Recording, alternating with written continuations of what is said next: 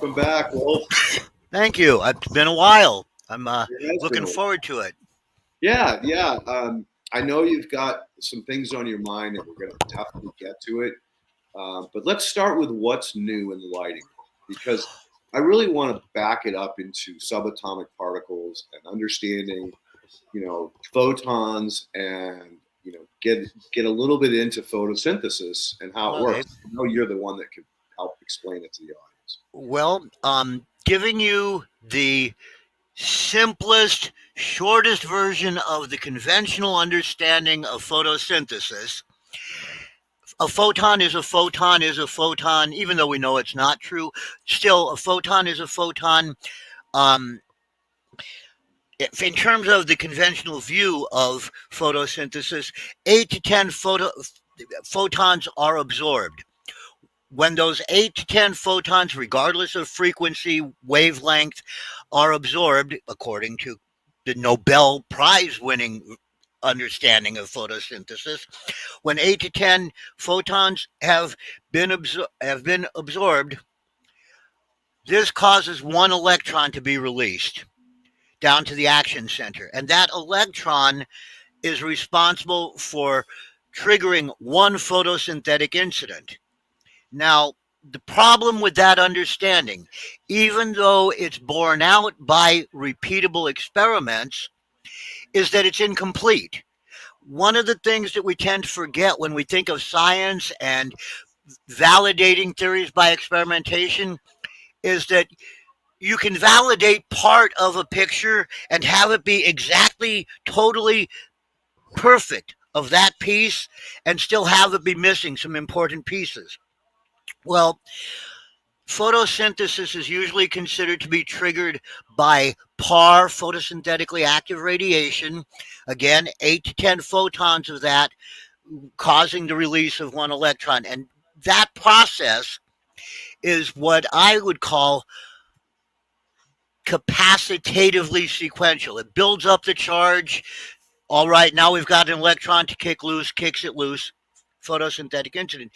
The problem with that is that it's contrary to what wave theory tells us about waves of electromagnetic radiation and the way they interact.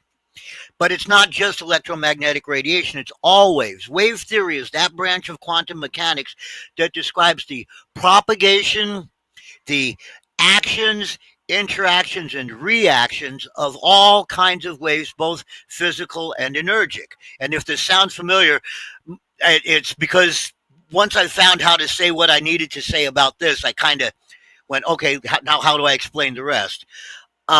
We definitely need P bar. P bar, and this is one of the really fun parts. Remember last time I was here, you may remember I was pushing for something called photobiologically active radiation as a scale to replace photosynthetically active radiation. Well, about a year ago, the American Society of Agricultural and Biological Engineers instituted Standard 640. And I'm so happy they did because Standard 640, while it's not exactly what I've been pushing for a decade as PBAR, photobiologically active radiation, and running from 800, theirs runs from 800 nanometers, and I go up in frequency, so off to the right because ultraviolet means above violet, and infrared means below red. That's what those Latin terms mean. So red belongs on the left side of an image. Blue or violet belongs on the right side of the image, higher frequency right hand side, lower frequency left hand side. This is exactly backwards. This is what photosynthesis is to conventional how most conventional photobiologists and plant physiologists will display light here and my with this type of chart. And what bothers me about this type of chart is it makes us forget that we're dealing with electromagnetic radiation, that we need to have our higher frequencies on the right and be thinking of it as frequencies in order to take advantage of the hundreds of years that we've been studying the transmission of electromagnetic waves. because we know a lot of stuff from radio. We know enough from radio that we're still getting signals from extrasolar vehicles, things we've sent beyond the solar system, and we're still getting decipherable signals because we've got radio down that much.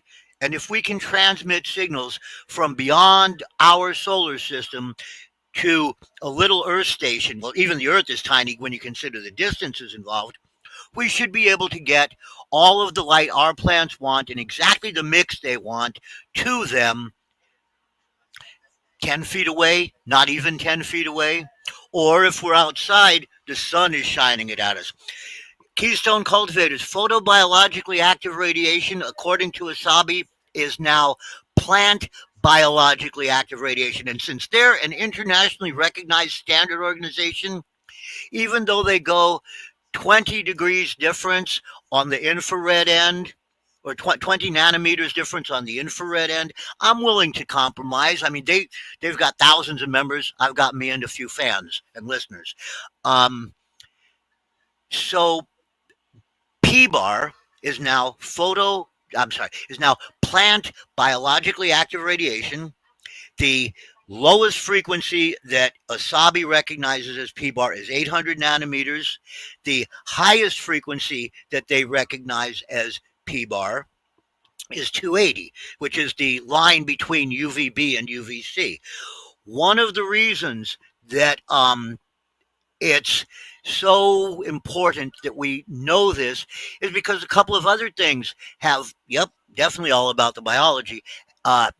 One of the huge things that's happened is we now have some research that shows that UVR8, the photoreceptor for UVB and UVA, which has its peak sensitivity at 285 nanometers. So that's pretty much the top end of plant biologically active radiation. It turns out that it has some dimers that actually enhance photoreception of non-UV up there in the what used to be Viz and PAR range. It turns out we can get 35 to 70% better reception when we've got UVR8 being properly stimulated all by itself. And then we go up to the infrared, or down to the infrared, and at that infrared end, between really infrared ends or begins at 750, but because the lighting companies wanted to be able to claim infrared and they wanted to be able to claim UVA, exactly, there it is. That's how it should look. High frequency on the right, low frequency on the left. Longer wavelength. The longer wavelength is because the time in between new waves being created is longer, so the frequency is lower. Because the frequency is lower, the distance between wave fronts is greater, right? The very first part of a wave. So that's why it's low frequency, low energy. Lots of energy makes the medium that you're putting energy into release that energy more times per second, more wave fronts per second, shorter wavelengths. Damn, take a breath. Okay. so the thing is that infrared from 750 up to about 780 has a role in the biological processes. It's helping us with nutrient uptake. It's helping with transpiration.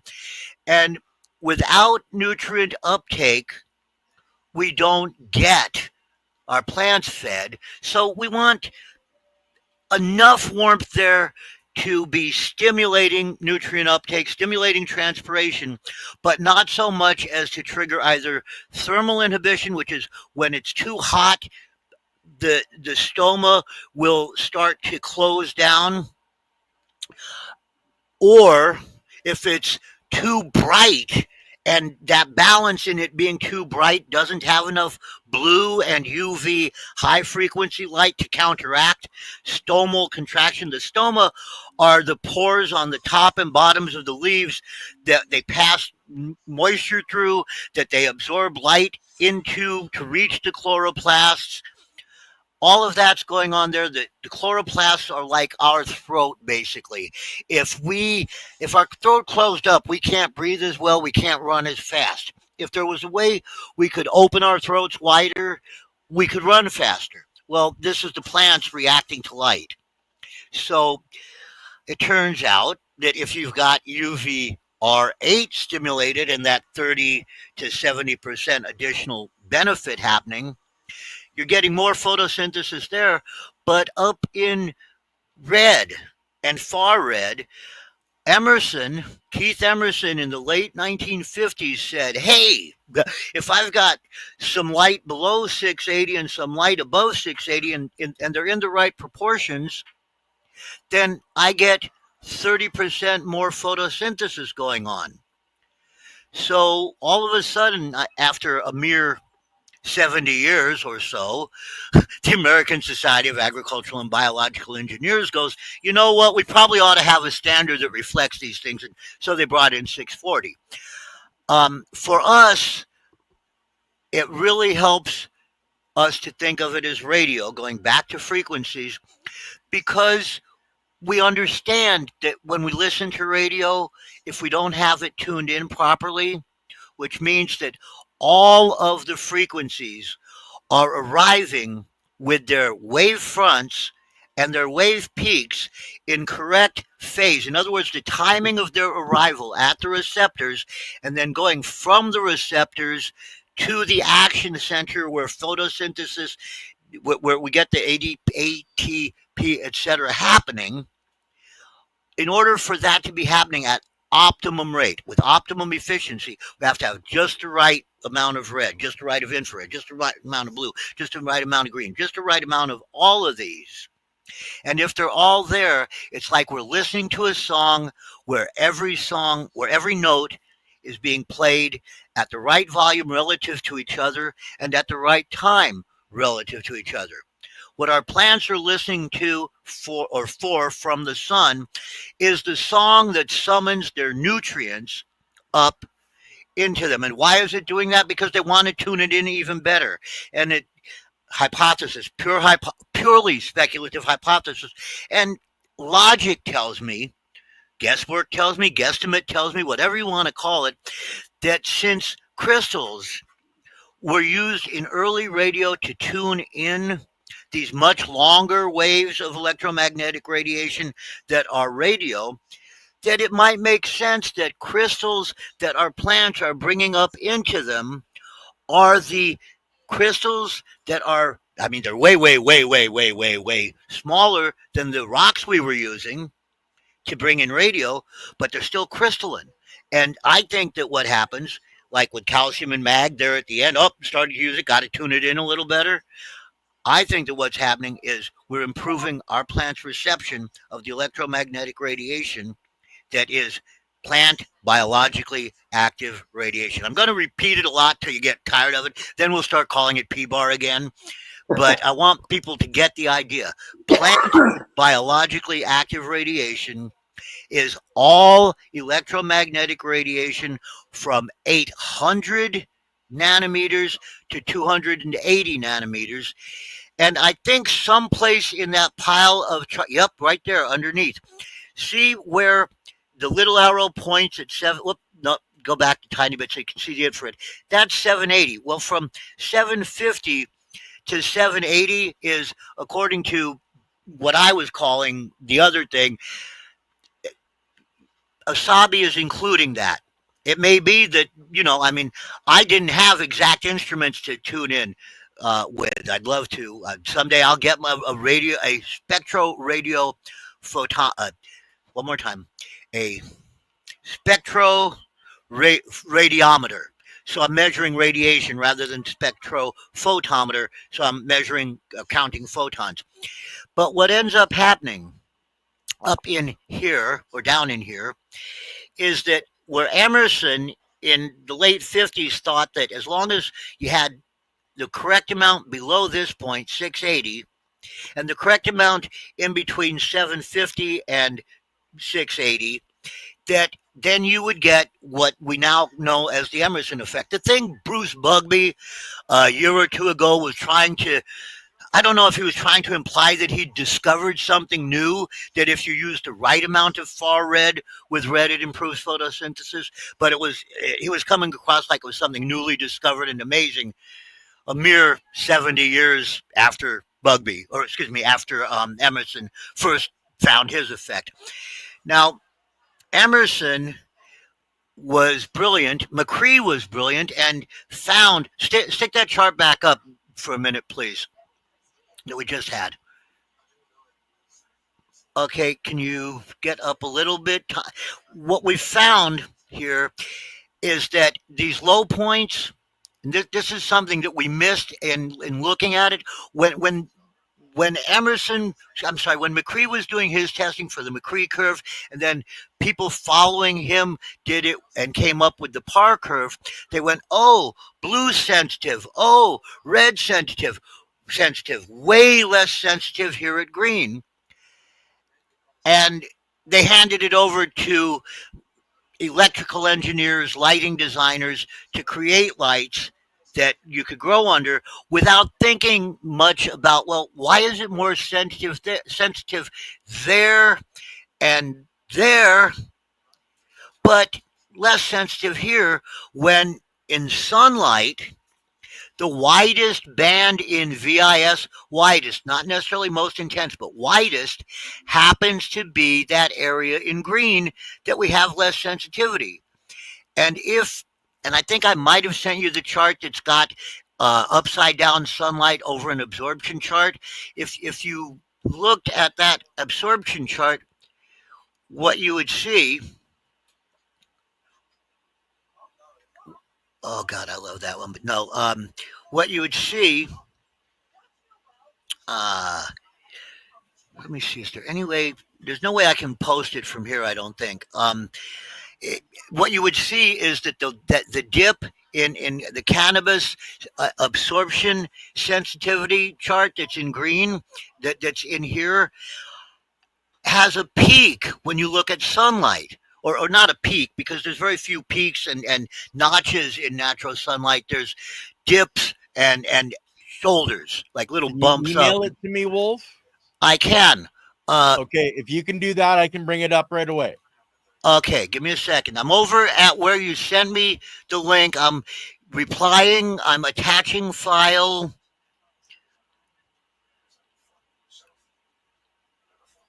And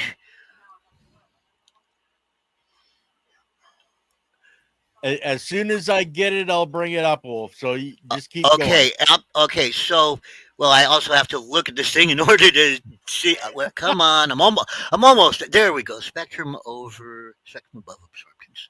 Here we go. Glad to see you on here, Tom. I knew you'd enjoy this. Which Tom?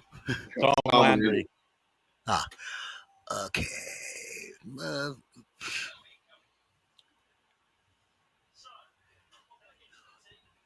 Okay, it's en route to you. Okay.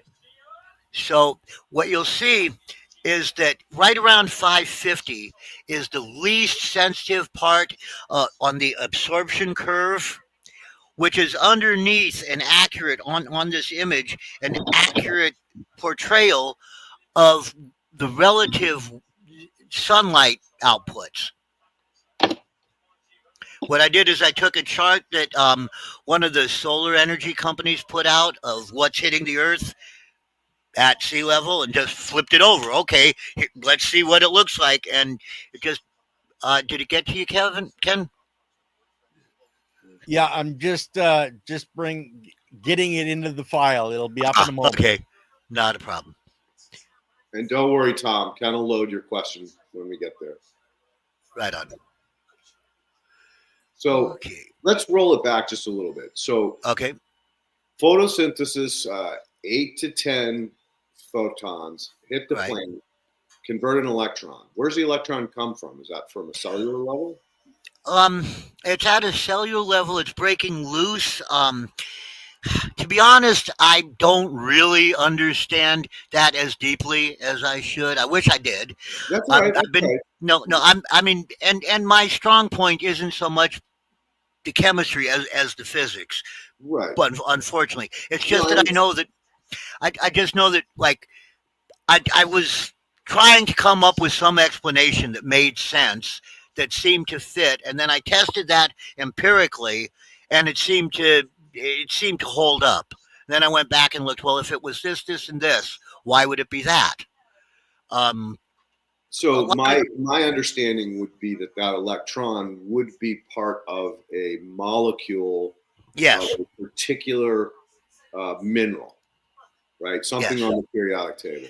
And we know that they share and trade and lose and gain electrons throughout the process of life. right, So that electron travels down to the center and it right to the action center. the reaction center. Thank you. And that trips ATP, correct? Yes, Production. and Do we know the relationship of like, all right, back it up a little bit further. So 8 to 10 photons hitting one plant cell or 8 to 10 photons accumulating.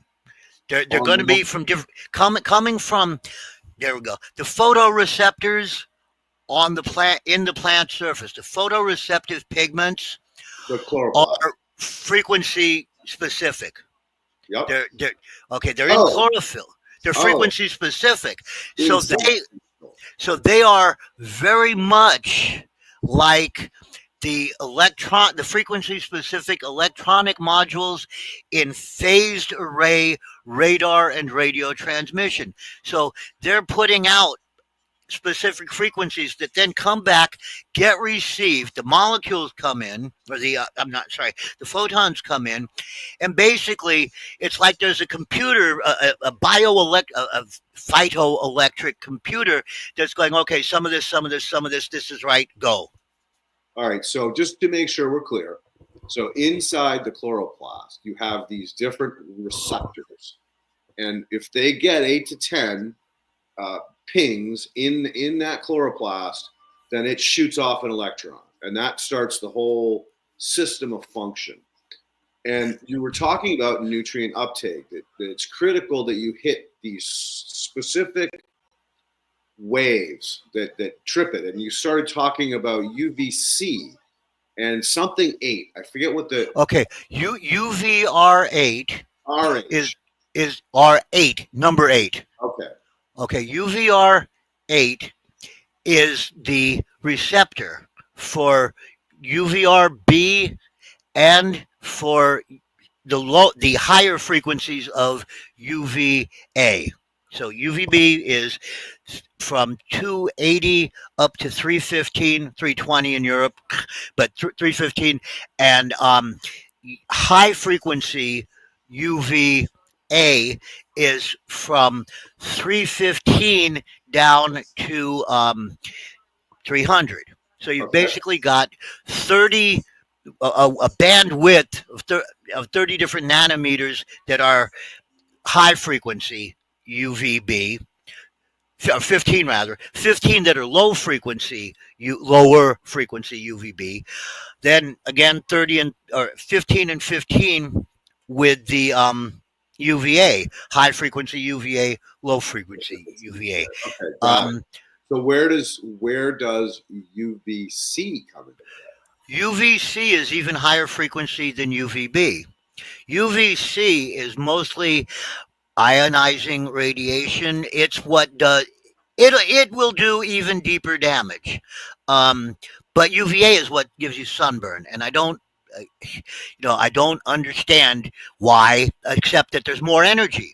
UVC is UVC because more energy caused the waves to come out from the medium they're in. The medium couldn't hold it. The more energy gives impetus to outbound radiation, the more the more frequently outbound waves are created. So energy is responsible for frequency. Frequency is responsible for wavelength.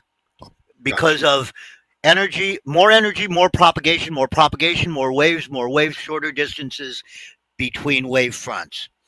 And constructive interference, which is what we're trying to get. When everything's tuned in right, we have the peaks of, or not the peaks, but the exactly correct level of each of the frequencies arriving at the same time. So the plants are going, ooh, good signal. I don't have to stop and look for anything. I'm just absorbing. It stops being capacitatively sequential and becomes a continuous process. And what that means is that, for instance, um, It's flow. it's Everything is flow. flow. Yeah, It's everything. flow, but it's also, and this is where it's more important, if you don't have breaks in your signal, if your signal integrity is good, you aren't going to have to expend any energy at either the transmission or reception end to regain there's a term in radio, gain, which is actually acquiring the signal.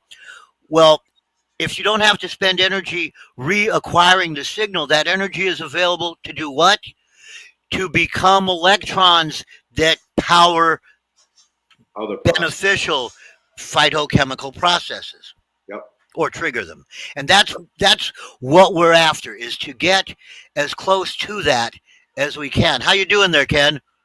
So what you've done is you've laid out some of the best answers and explanations yet. I mean, you just broke it down into layman's term that last. There we go. There we go. Go on. Okay, see what I'm talking about? How here this is the thing from a solar panel company that wanted to show this is what's hitting the earth, and they do it. They've got I flipped it upside down in order to show and in order to get it to be right with the absorption chart that I'm doing. But right there, you can't see me pointing at it. Right where the highest point of green and yellow are, that is the section that's that dip below. Like right, yes, come down a little bit so you can point on the absorption chart where you're going back and forth. Go across, yeah, that up a little bit. That area, that dip is that shoulder right there. That's that green shoulder, green yellow shoulder. And so if you look at it, you go, well, wait a second. And for me, it was looking at a par chart and the McCree, sunlight par chart and the McCree curve juxtaposed one over the other. And I was like, wait a second. It looks very much like the sun's output is an inverse, like opposite complement of sensitivity.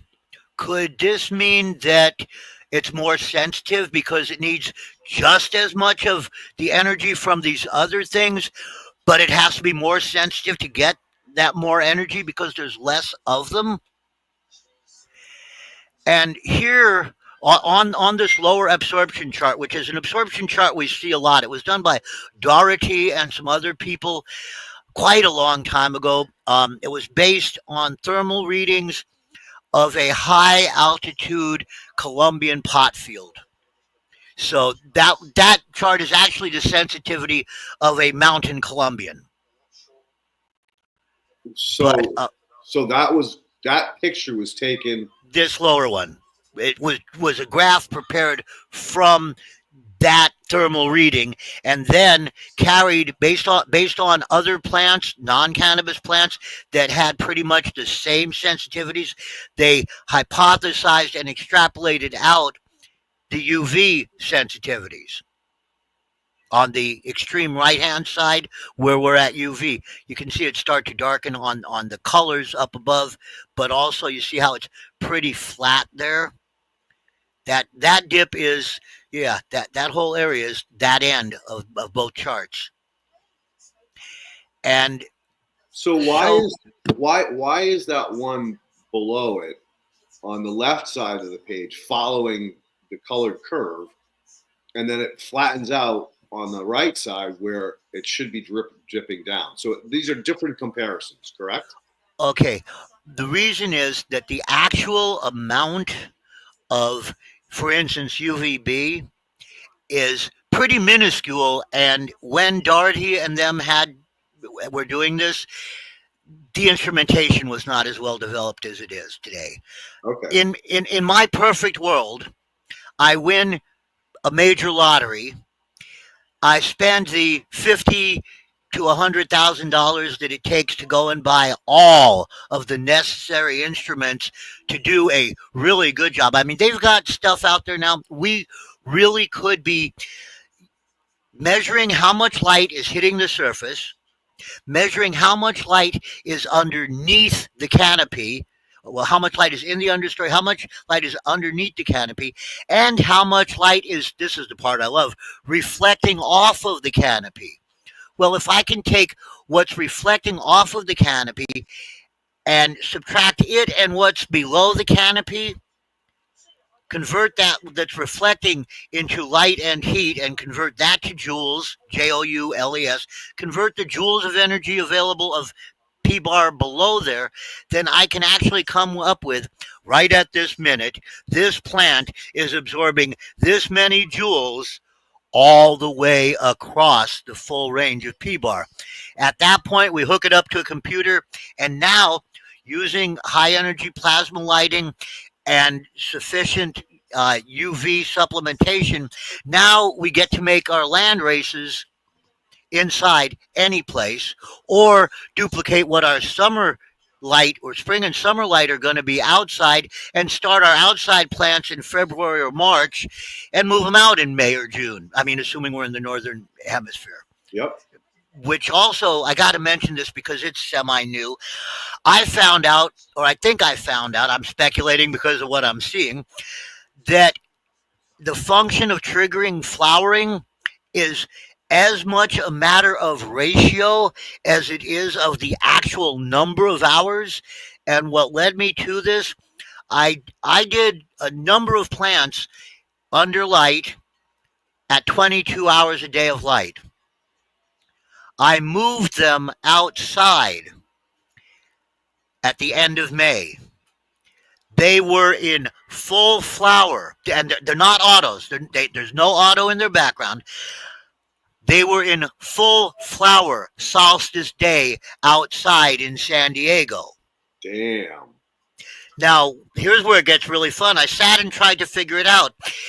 Based on the number of hours of daylight, and I went halfway through civil twilight and halfway through dawn civil twilight, halfway through dusk civil twilight, so as to have the full time that, not just what they call daylight, but the full time that it's bright enough to affect our plants' phytochrome red and phytochrome far red. And 22 hours and the just shy of 15 hours of light that is outside in San Diego on solstice works out to being very close, like within less than 2% difference to the difference between 18 and 12 that a lot of people use for their indoor changes. So think about what that means if people are using assimilation lights for their outdoor crops, like up in NorCal, if they were to do that. Yep. No, you could, theoretically, you could probably do 2 runs a year. Yes, you could. Judging by what I'm seeing. So it really isn't the length of light. It's more it's the proportion. It's the proportions or combinations of the different. Right. I mean, and it may be that there's some minimums, right? I mean, it may be that you have to have, like, I know when I got up, when I then took some of the plants and ran them under 15 that were starting to go, they stopped. In other words, I was right under that point where these plants wouldn't do it. But at 14 and almost like 1449, I think it was, they, I've got plants that have buds that are, well, my fist isn't very big. Let me find something to make it proportionate. Almost everyone probably knows how big a clone, the small Clonexes are. This isn't one, but it's the same size. I have flowers right now on those plants that are about 2 of these that were in full flower. And I define full flowers when I can see Q-tips at the tip of every meristem.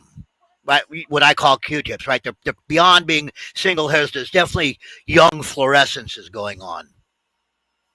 So just within 10 minutes, you figured out where the sweet spot is. Pretty From much.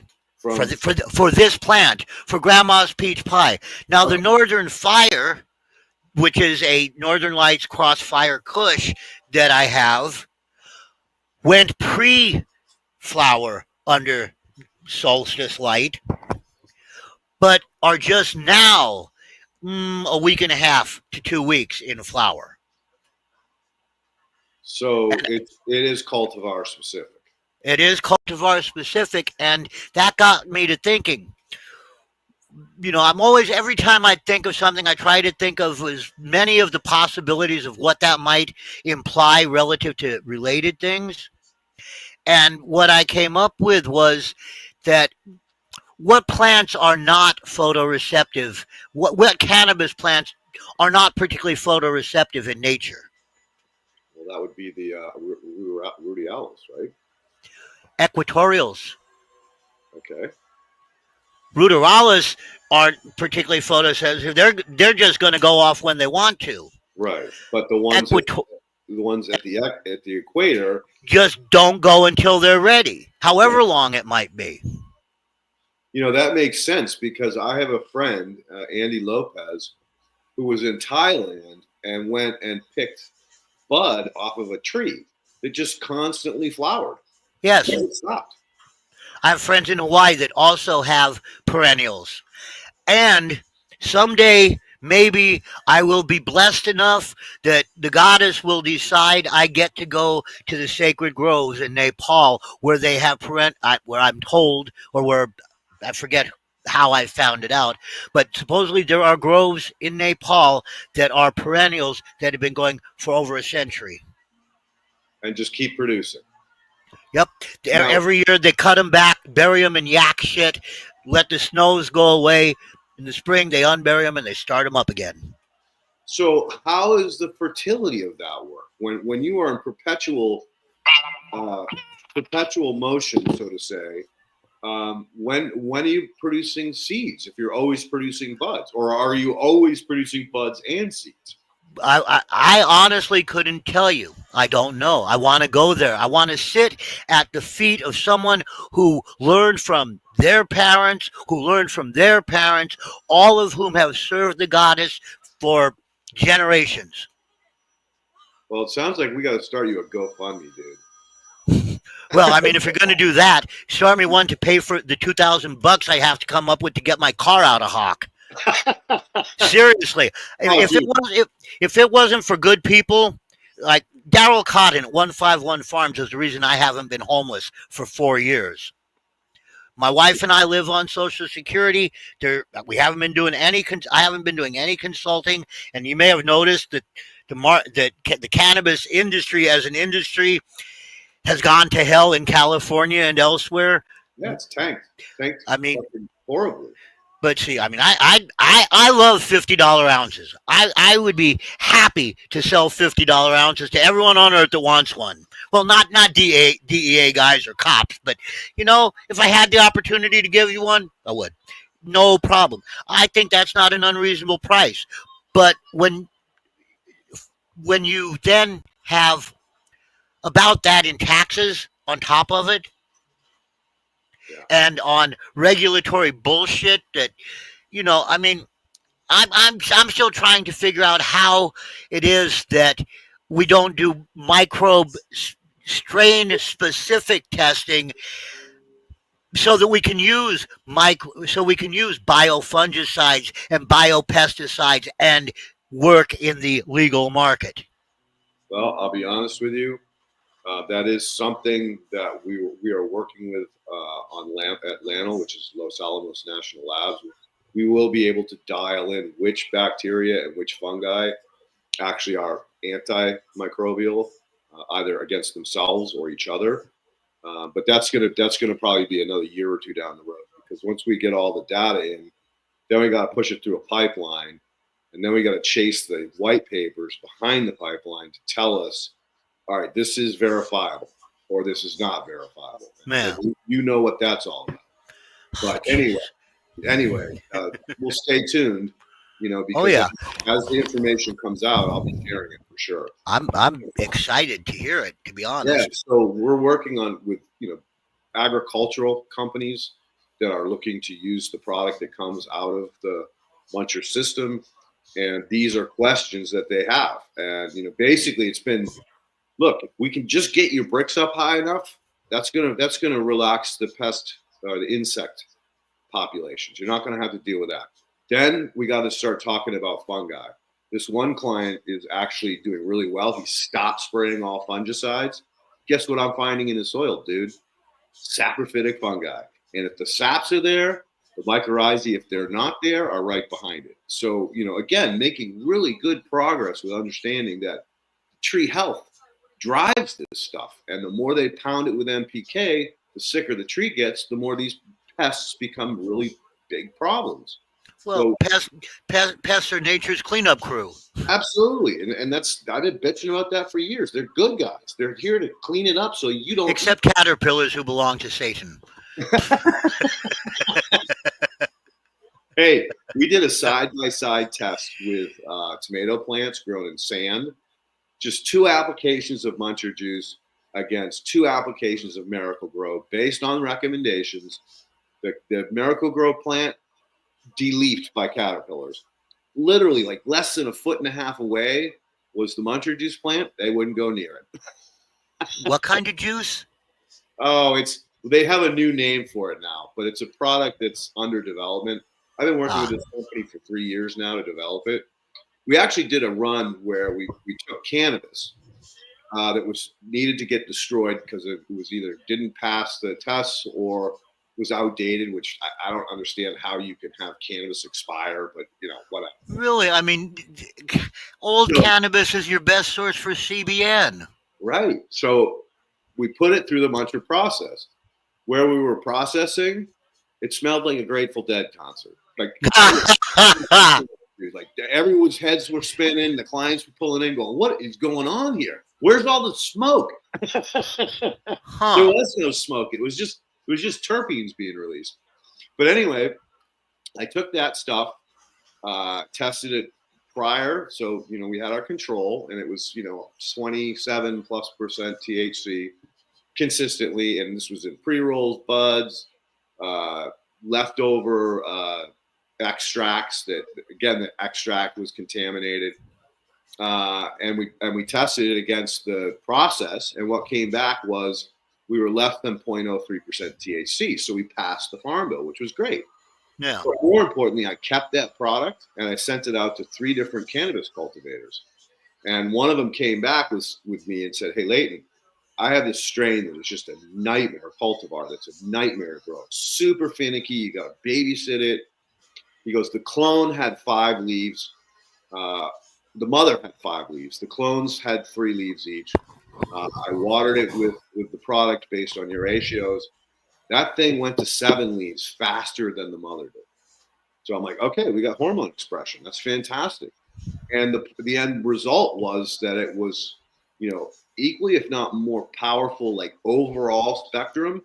It didn't have as high THC, but it had a better overall performance as far as terpenes, like diverse terpenes and Well, cannabis. it kind of cracks me up because people who've been reading the stuff I write for a long time will remember that 7 or 8 years ago, I was saying, I'm going to laugh my ass off when we discover that actually cannabis is the agonist and it's the terpenes, flavonoids, and thiols that we're getting off on. Uh-huh. Look where we are. Gosh. A lot of this is just, the plant is going to tell you stuff about itself if you listen. Yeah, if you listen. If you don't push it and tell it what to do and you listen to it, dude, again, at the end of the day, the best smoke I have doesn't put me in couch block. It opens my mind up and I can go crazy in my thoughts and processes. I mean, So, I like horny weed. I like wacky weed. I like happy weed. And I like it's time to jam weed. It's time to jam weed. I've only had a couple of times, but I'm a musician. I blow harmonica yep. and have for longer than I care to admit, considering my level of ability, but with the right pot, there's a thing that happens to your time sense that you get in the pocket. It's like you know exactly when, before you need to start playing the note, it's time to start gathering in the wind to play it, and you're just in that pocket. And some pot will put you there so well. That's what I call it's time to jam pot. Yeah, Horny weed, self-explanatory. yeah, Uh, it's put you in the zone where you yeah, don't think. You are just responding and you're reacting. channeling. You're Yeah. You're superhuman, man. Like if you look at sports, these guys that do these things that are just like ridiculous, that's because they were in the zone. You know, like spinning around, not even knowing where the ball is, and catching it with one hand and pulling it into landing. I have a theory that that's partially what happens is our brains get in our way for Oh hell yeah! most of the things that we do. Cognition or cogitation is a filter to take other stuff out. It's like the universe has too many things going on all at once. Even just on one plane of existence at a time, there's too much going on to pay attention to it all. So we've developed filtration, and we don't see, hear, taste, smell, or the other senses these things, because if we did, most of the time, because if we did, it would overload us. But when we get the right frequency of cannabis and are in resonance with it, because it gets us tuned in, we start hearing, we start paying attention. We become, instead of looking at life, we become life. And that's another thing I've been talking a lot about lately. I want people who need cannabis, ideally to grow their own, not just because of the purity and being certain of what they're smoking, but also because the closer you are to the actual life processes, the healthier you're going to end up. The more time your mind and soul spend in the immediate presence of life itself, the more of that life revitalizes and animates you, I think. Absolutely. I mean, what is intuition, right? Intuition is you're seeing the future, and your body's telling you you need to pick up those set of pliers because you're going to need them in the future. And if you Actually, don't, intuition is when your mind stops putting time in the way of your ability to see what's going on. either or, right? Same, Either same or. thing, different words. Yeah. So either or. And again, it's when you don't listen to it and you go, oh, damn, I saw those pliers, I looked at them, and I didn't pick them up. That's when you start to respect intuition. And Yeah. I'm telling you right now, like you said, certain strains give you that foresight. You're able to put together all these points and data and go, okay, I know exactly where this is going. Whether it's a relationship, whether it's a project, whether it's something you're working on, something you're trying to invent, it just gives you that superpower to really see the future or put the data sets together and figure out where it's going. So, I totally understand what you're saying. And Well, at the risk of sounding an awful lot like God, I can't even remember his name now. Everyone's a narc guy. Oh, Joe Pietri. At the risk of sounding too much like Joe Pietri, I'm not totally positive that the shift to stupefying pot hasn't been part of dumbing us all down deliberately. But, it's like people who think don't accept tyranny. nope. And if you get them so dumb that they can't pay attention and keep them so busy and preoccupied, you can basically steal everything away from them without them even realizing it. They're even convince them that the opposite of what they see is what's going on. Yeah, they're in a prison and they can't see or smell or taste it. Fucking crazy. And that's all the lead, the aluminum, fluoride, all that shit that they're putting in the water, the air around us. And let's not even talk about pesticides and that. I mean, come on. Whatever, right? All of those things are dumbing us down as a species. I mean, it's horrifying. I call them drones. They can't even fucking think. Like you say, hey, I want my meal this way. And then they come back and say, oh, you wanted it that way. No, I just explained to you I want it this way, not that way. It's like, dude, where's your fucking programming? Can you hear me? Like, do basic processing at all? Let's get off that topic. Let's get back on the plants and friggin'. Oh yeah, that's the interesting one. Check this out. On the left, you see the left? We have 4 inches of topsoil formation. This was sand. This was contractor sand only. And that was muncher juice. The muncher juice, the biogeochemical reactions created twice the clay and 5 times the silt. Is that not nuts? That's beautiful. That's just muncher juice on the left. Miracle Grow in the middle. Look at the plants, dead, fucking died. And then Control on the right. The plants survived, but it didn't do very well. But neither of the other ones formed aggregate.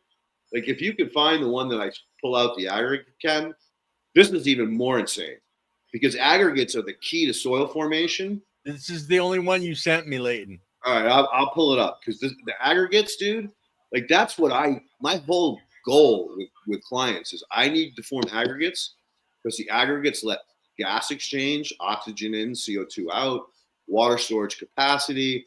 It creates different zones, i.e.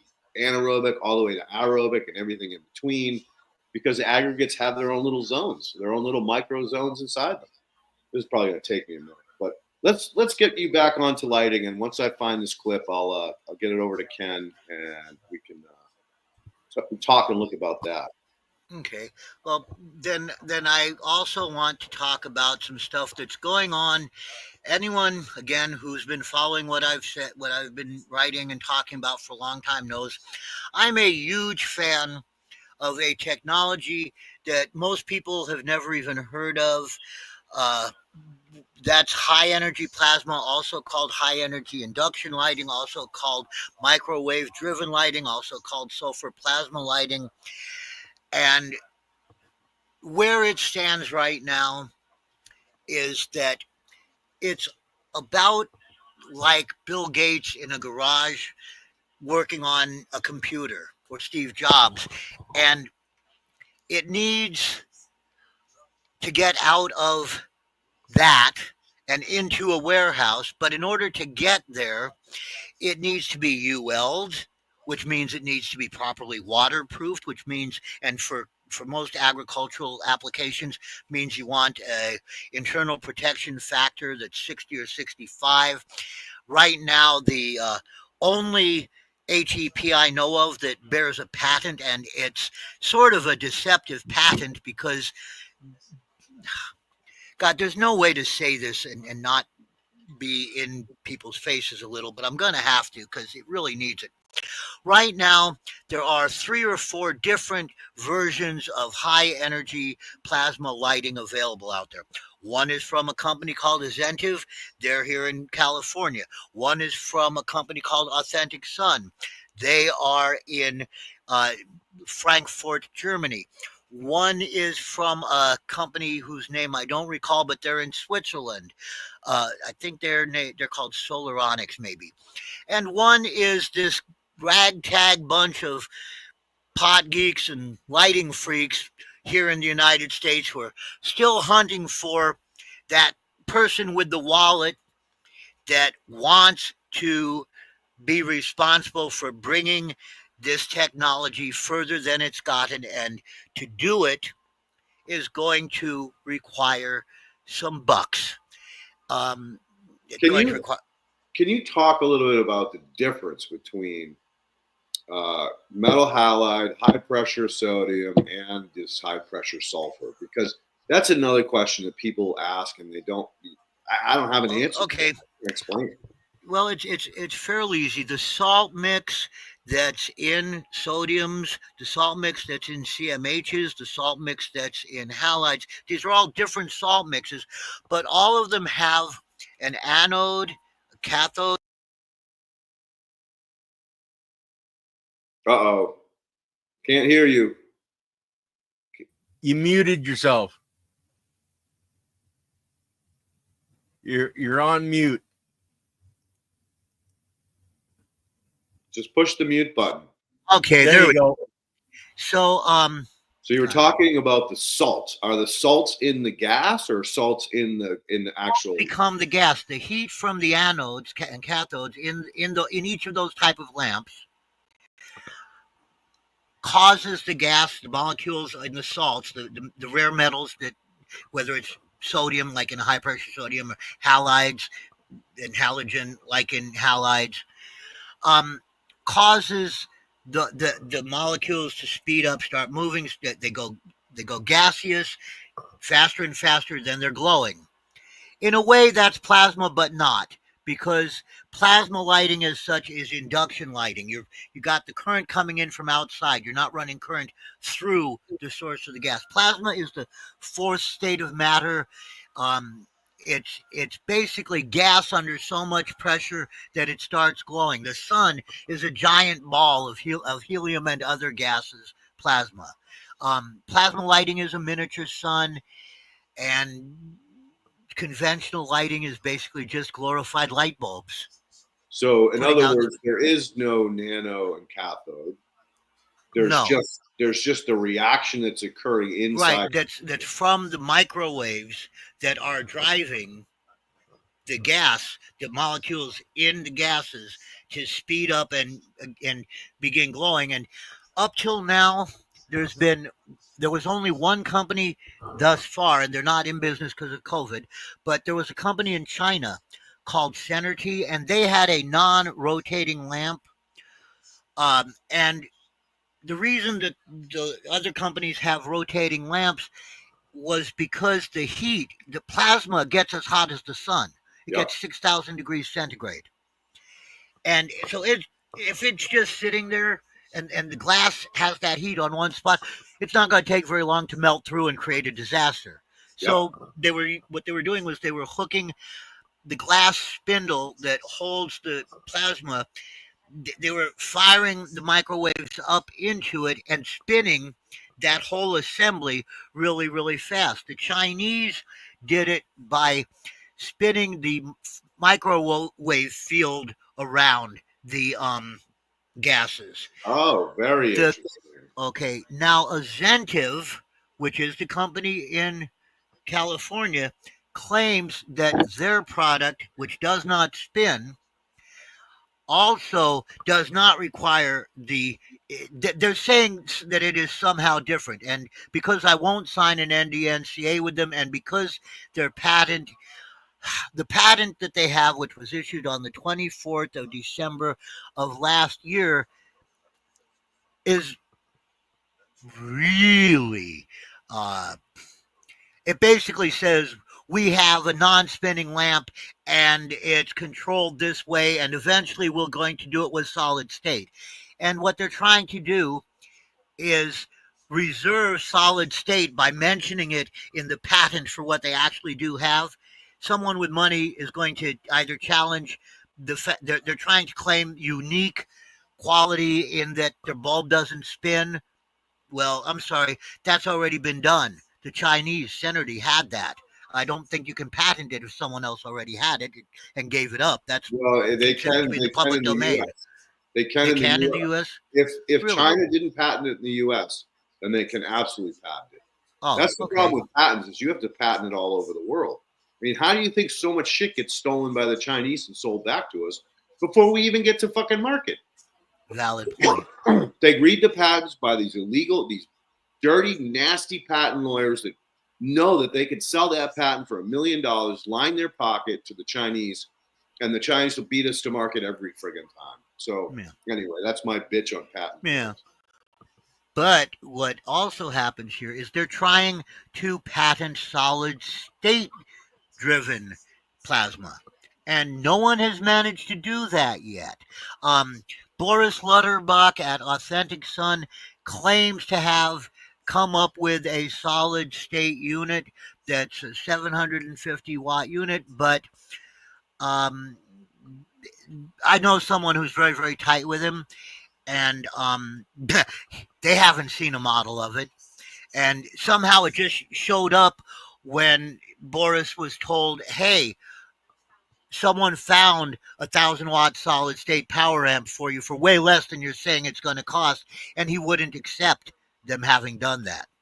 that was the delay. I'm not very impressed with about 90% of the people that are in ATP lighting. It feels like they're all just trying to find investors to throw money at it without actually meaning to bring the product. I mean, okay, Azenta's retail price is $7,500 a unit. Yep. Boris Lutterbach's unit retail, if he'll make you one, is $3,850, but he won't make you one, and it's ridiculous. And the most expensive piece of that is and the least reliable is the magnetron. He says he's got a way to do it solid state, but I've never seen it. And when I went to him with a solid state amp, I know a lot of radio frequency engineers. I went to someone I know and I said, "Hey, I need 1,000 watt plus solid state amp that operates that has an output pulse of at least 2.45 gigahertz. That's 2,450,000,000 pulses per second, which is getting up into solar pulse rates. The big advantage ATP has is it goes so fast, its output is so fast that the plant's what's called a flicker fusion rate, like the rate where the flickers Yep. become one light and there's no Yep. break in it, like with Yep. sodiums to break in videos. Yep. At 2.45 billion flickers a second, it's so fast the plants don't see the flicker. Gotcha. We can barely measure it.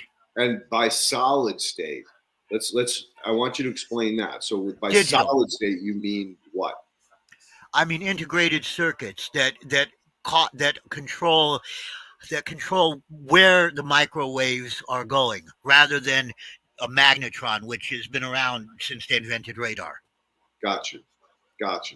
It's just, I guarantee there are solid state radar units that the federal government is using that do not require magnetron, and that may be why so many people have run into issues with trying to get to solid state power amps for this application.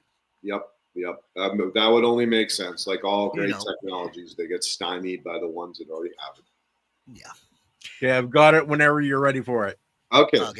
Go ahead and fire it up. This is off topic, but we'll get back to the lighting in a minute. So this is a video. Go ahead and push play and turn the volume up if you can.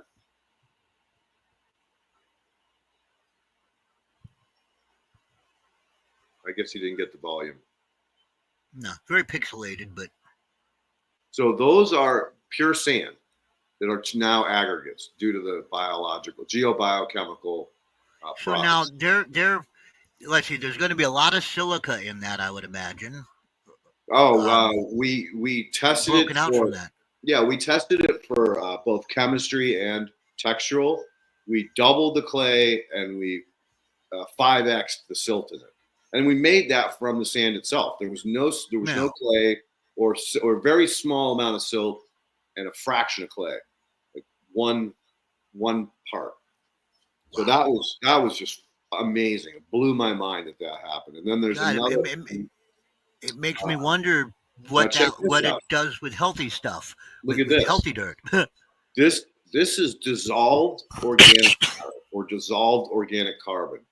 I made it in a gizzard, and it basically stays in suspension forever. I've shooken that bottle, sat it on the bench, and a week later it's still like that. I've never been able to do that before in my life. So that's some of the other shit I'm working on, on the side is these stomachs and gizzards, a way to make what the most important part of the soil organic pool is dissolved organic matter. It's about 1 to 2% at best in the soil, the overall soil organic matter pool. And it only happens through exudates or when it rains on soil that has degrading leaves on top of it, and it comes out in the form of humic acid. But that was done in half an hour. Wow. Yeah, right? I mean, this makes me really horny to try it on healthy soil to see what it does. All right. Well, you're only down in San Diego. The biggest problem I have is that the dissolved organic matter tends to go anaerobic very quickly. Can you bubble it? Well, I can't bubble it and ship it to you. It'll get flagged as a fucking bomb. Where are you? I'm up in Oxnard, California. Well, I have reason to go up there here sometime in the not all that distant future, both because I owe someone harvest help at up in Grass Valley, and a friend of mine is premiering her book in October at City Lights. Nice. All right. Well, Yeah. either way, like I'll make sure I get you some. Now I am working Okay. with another organism called diatoms, and diatoms basically excrete oxygen. They can create energy for reproduction and survival through either minerals in the water or sunlight. Really cool organism. But What their they're byproduct, photophages? yeah, and their byproduct is oxygen. So we've been able to Wow. stabilize very, very high levels of biology in a bottle on a shelf for a couple of years without failing. Now, I haven't introduced that to the dissolved organic matter that I made in the gizzard, but that's going to be something I do in the near future when I have time. And I'll keep you posted, dude. We'll stay in touch. This All right, sounds like fun. yeah, dude, you'll love it, man. You put this shit on plants and they freaking explode. They just absolutely explode. So my plan in the future is at some point when ESS is up and running and they have product available is I'll start blending their product with my product and give it to people like you for further work and experiment. Cool. Oh, I keep seeing them, and I got to mention it. Like I talked about caterpillars earlier. Yeah. The old man of the mountain, a really pretty prominent ganjier back in Boston, hipped me to something. You can take and make decoy butterfly crows like scare butterflies like scarecrows, artificial white cabbage looper moths, little white with the black wings. Apparently, they don't like to lay their eggs where other cabbage loopers are. Yeah, So you put them on. There's also dragonfly ones. I Little didn't know that. Dragonflies on a stick that you put next to them, and they, other insects see that and they're like, I'm not near that plant. I love that. I mean, that's if I hadn't read it, I don't think I ever would have thought of it.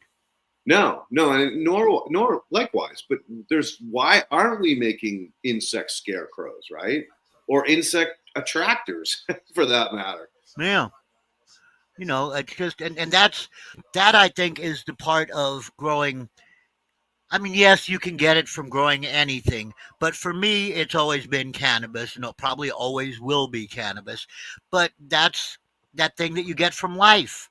That what physics I know came from cannabis. What chemistry I know came from cannabis. I mean, it just this. It forced you to learn all these things. Yes. Because it made you curious. And you know what they say about curiosity? If you become passionate about the curious thing that you're exploring, you will learn it. You just have to become passionate about that. And it's one of the. That's what happened to me, man, and it was all your fault, Leighton. Yeah, if you turn curiosity into passion, get the hell out of the way. You're going to learn it one end to the other, or you're going to die trying. Now let's reel it back in because we only got 22 more minutes before we're going to have to take questions because we already have 5 and they're going to be long-winded answers. Okay. So back to these high pressure sodium or sulfur. High energy plasma, high energy induction lighting. So okay, it's microwaves activating the molecules, making them vibrate. They speed up. They get up to speed, and now what's happening is they are closer. I know this sounds funny, but at 2.45 billion cycles per second, there's so many waves coming out all the way across the board that you can't help having your peaks every place there, having peaks arriving at the same time in terms of what the plants sense.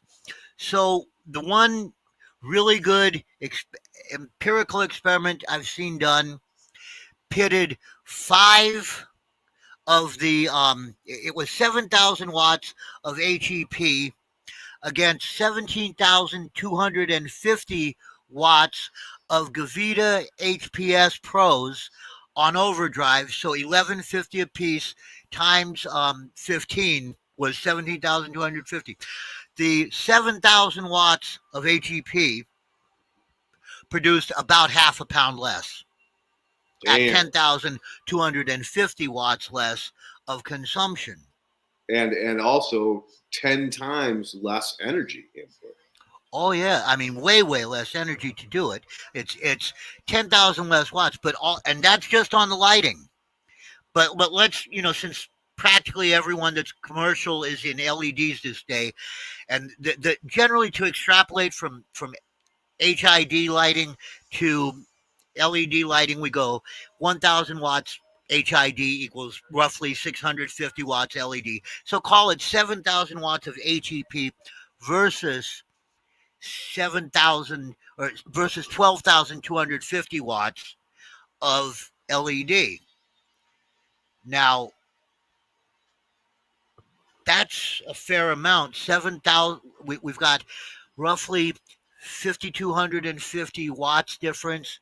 5.25 times 3412, which is BTUs per hour per kilowatt of lighting, and you would think that would be, well, that's just the electricity that doesn't become light becomes heat, but it seems to be a rule regardless of how much what technology, except with HEPs, and there I don't have the heat coming out of the back or out of the front. Yep. So I don't exactly know how to explain this. Well, that's good plasma, dude. I mean, people are hot and heavy on plasma the last year or so. Like, there's a lot of tech coming out about, well, free energy, right? Like, Yeah. this is Yeah. something that we need, or smaller generation points with less restriction and infrastructure needed to get the electricity to the people that need it. So, Yeah, and one of the, go ahead, sorry. no, it's all cool. I'm just saying that the no. tech is coming out fast. One of the super cool things about it is that plasma can be run directly off DC. Yep. And that gives us, it gives us light in the desert with no wiring to get there. It gives us, I think you're muted. You're muted, Leighton. No, the dog is barking in the background. I'm sorry. I didn't want to blow your ears out. It's okay. I got, we have, I think it's 8 or 9 dogs on the compound here. Oh, you went away. No, I'm yelling at Cheeto to come because I don't want him to piss the neighbor off. Just keep going. I can hear you. Okay. So, God, where was I? I'm sorry. I couldn't hear you because he was barking. You want to drink? Go. Oh, that's right. The lighting comparison. So this was done, and unfortunately, because of the NDNCA that I signed, I can't even be more specific. As I'll just say, it was done up in Oregon, and it was done really brilliantly, because what they did is they took 2 identical sized areas. They put the lights up. They put both of their test bed rooms inside a long room that was twice the size of their 2 test beds together. They put fans and controls on each of their test bed rooms so that all the air treatment for temperature, for CO2, etc., was going on out in the long room. When the controls in either of the test beds said, oh, we need more CO2, we need drier air, we need cooler area, sent their signal, they would then turn on the fans that brought those in. And each of those spaces was being monitored for total electrical consumption. So there's actually also figures, which I'm not allowed to say, that compare total usage between those two. They are letting me say 7,000 watts of HEP produced half a pound less than roughly 12,250 watts of LEDs would, or except that it was done with HIDs, so 17,250 watts. That's and fantastic. That means 10,000 or let's call it 5,500, 5,250. I've got to do the math. This I can do because my calculator won't block me. We've got we've got 5,000. Whoops, 5,250 extra watts times. Actually, it would be 5.25. Come on, calculator, pop up. There we go. 5.25 times 3412 equals. So we have an extra 17,913 BTUs to get rid of every hour. Which is a lot of energy consumption. And That's what that's about water? Did water go down? Like they needed less water for the plant in the. well, yeah. There was less water, but I mean, but not a lot because plant counts were the same. That's another one of those kind of weird things. Um, it was 7 to 15, but the manufacturer, these were Boris Lutherbach's units. The manufacturer calls what he has capable of covering. He says a 10 by 10. I call bullshit. It can do a 7 by 7 really well. Yep. 7 by 7 is roughly twice what, for instance, FOS rates their A13s at. If you're setting up commercially, FOS will tell you stick one of their A3Is over each 5 by 5 area. That's 1 foot more than half of 49 square feet. So basically, you're covering about twice the area at about the same wattage. Yep. And so, do you think that anytime in the future those light bulbs will become available, or is that just a dream? Well, interestingly enough, right now there are 9 of those available in the United States. They do have some use on them, but they are good. They are guaranteed. They are $2,000 a piece. If someone wants them, I will hook them up with the person who has them. He has issues that are not letting him continue. So he has 9 of them for just over half what Lutterbach charges. Hey, And Tom, is Tom Landry still on the show? Make a comment. You're on No, he here. had to go for a bicycle ride with his daughter. Damn. All right. Well, we'll Okay, get you connected to Tom. He's got an R&D room where he could really play. Okay, because I've like I say, I've got a friend who was at one point very tightly associated with the guy in Germany. He still is tight with him, but not as tight. Gotcha. And he's got, like I say, he's got 9 of these that he is looking to offload at 2,000 a piece. Which to me, if I was interested in this technology, and I really wasn't sure but wanted to try, I would get one of these. I would try them, and having tried them, I would then be putting pressure on everyone that's making them to hurry up and bring a UL solid state unit to market so that they can be insured. Because if it catches fire and you're not UL'd and they find out, you're fucked. Your insurance will screw you. UL stands for Underwriters Laboratory. Insurance companies will not insure any electrical gear that's not UL'd. Now, if you happen to have a fire, which you won't, I mean, I've run these now for a bit.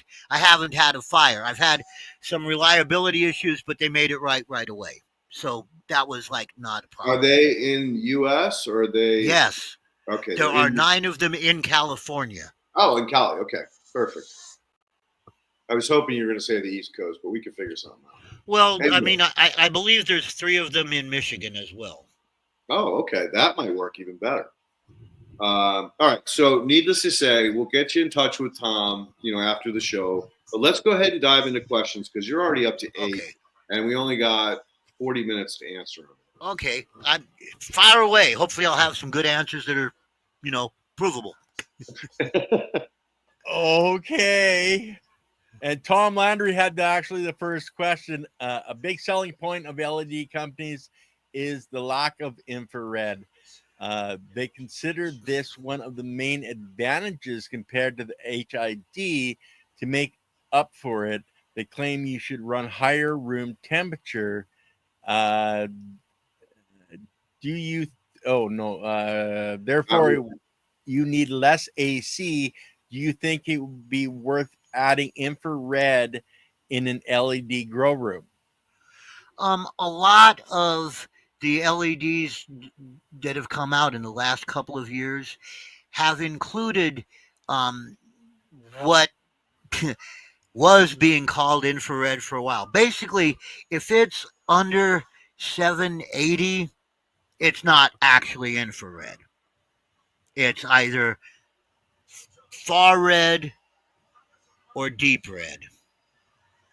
Now, that chart that you've got up there, or we had up there earlier, that shows P bar, even though it's the photobiologically active radiation version of it, that chart um, shows pretty much once you get above 750, when you're in that 750 to 780 range right here, right, there's deep red, which is you've got red down there by orange, you've got deep red, you've got far red, you've got near infrared, and or I should say nearest infrared is what I called it, because near infrared actually runs out to about 1100 nanometers in wavelength.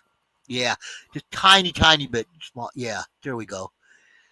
Um, and go down a little bit so they can see the names. No, I meant go down on there we go.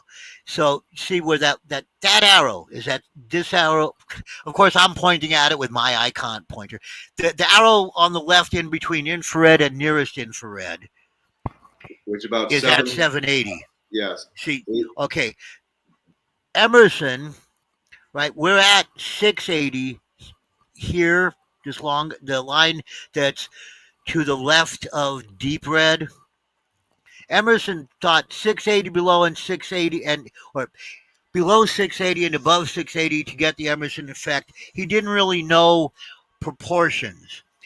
What you want is about 30% as much total intensity in your far red as you have in your deep red.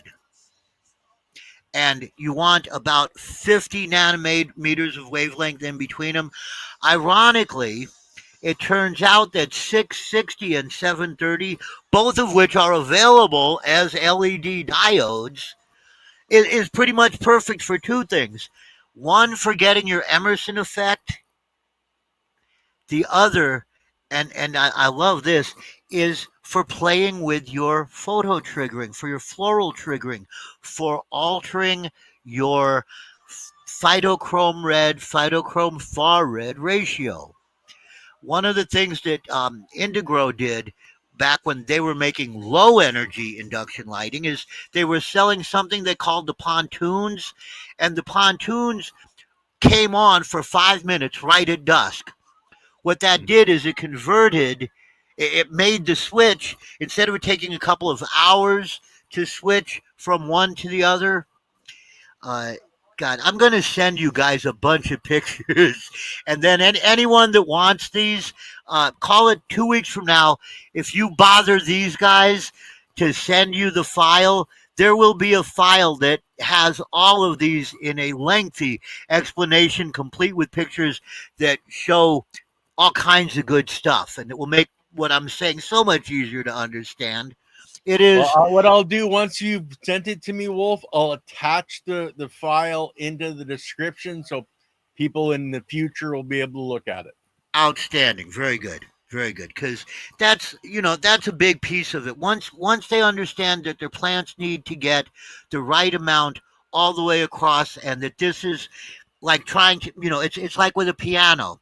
If you took off the lowest octave and the highest octave, that would be par. Actually, octave and a half and at each end, that would be par. So now try to play classical music missing those. Yeah. That's our plants trying to grow without the ends of P bar.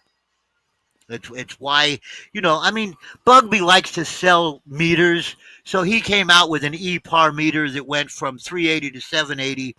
And now I'm sure someday in the very near future, we're going to see Apogee offer a full P-bar meter. Mhm. That's just how Bugby works. And he'll show it on Shane what's his name's show, the Migro guy. If I seem a little hostile, I'm not happy that someone who doesn't even have half the equipment a lighting lab should have gets looked at as an. Bugby doesn't have an integrating sphere in his lab. He can't tell you how much total light is coming off a fixture. He's a plant physiologist. He's not a quantum photobiologist. He's a plant photobiologist who is part of the school that didn't understand the inverse relationship between sunlight and sensitivity. Nice. All And right, let's get to the next question before you go too crazy. Okay, next question. Yes, add infrared, but be light with it. Yeah. Too much is too much. It's all about balance and the right proportions. Lighting with its extreme heat and magnetic field can induce changes in the magnetic properties of rocks it strikes. This phenomenon is known as lighting induction, remnant of basalt rock dust. Lightning induced. Induced means to make something happen. When you Well, I induce it, know- it's by adding something. I know there's a question someplace here, but I don't see it. I don't either. I think it's more of a statement, like maybe that's where Yeah. magnetic rocks come from, is by being struck by lightning. Oh, for sure. I mean, electromagnetism, it makes sense. Yep. Well, and if we look at fractals interact with the rock dust, and would that be a plasma reaction? Um, It's a are real- are they going to super high pressure? No. Because that's the thing is plasma is gas under so much pressure it starts to glow because it wants to go somewhere and can't, so the energy sort of pours back into itself. Creates Okay. creates a torus field, for lack of Yeah. It captures itself in its own Yes. magnetism. All right, well, we'll go on to the next question. How much outdoor light does cannabis need to yield a good crop? Does protection from the late afternoon heat better, or is it better for the plants? Okay, to block that late afternoon? this is the one I love because it gets the universal answer. There is no one size fits all, but all have one size that fits best. Depending where your plant's ancestors, where the dominant alleles in your plant's genetic makeup came from, whatever the sun's spectral harmony there was, that's what's going to be best. Late afternoon may or may not be hot where it is. Suppose it's on the east side of a mountain range. Mhm. Now you're in those shadows, the east side of a forest, on the perimeter of that. It's really more than anything knowing that open field cannabis, depending what latitude it's at and what altitude it's at, gets 40 to 60 moles of P-bar. Actually, P-bar in the PAR range, so add beyond that for the full P-bar range. 40 to 60, nano, million photons per square meter per day. That's what a mole is 40, is a million micromoles. There we go. So the micromoles are millions. Intensity is a measure of how many micromoles. Although I like joules better, the reason I want to see this stuff, getting to P-bar was just the first part of it.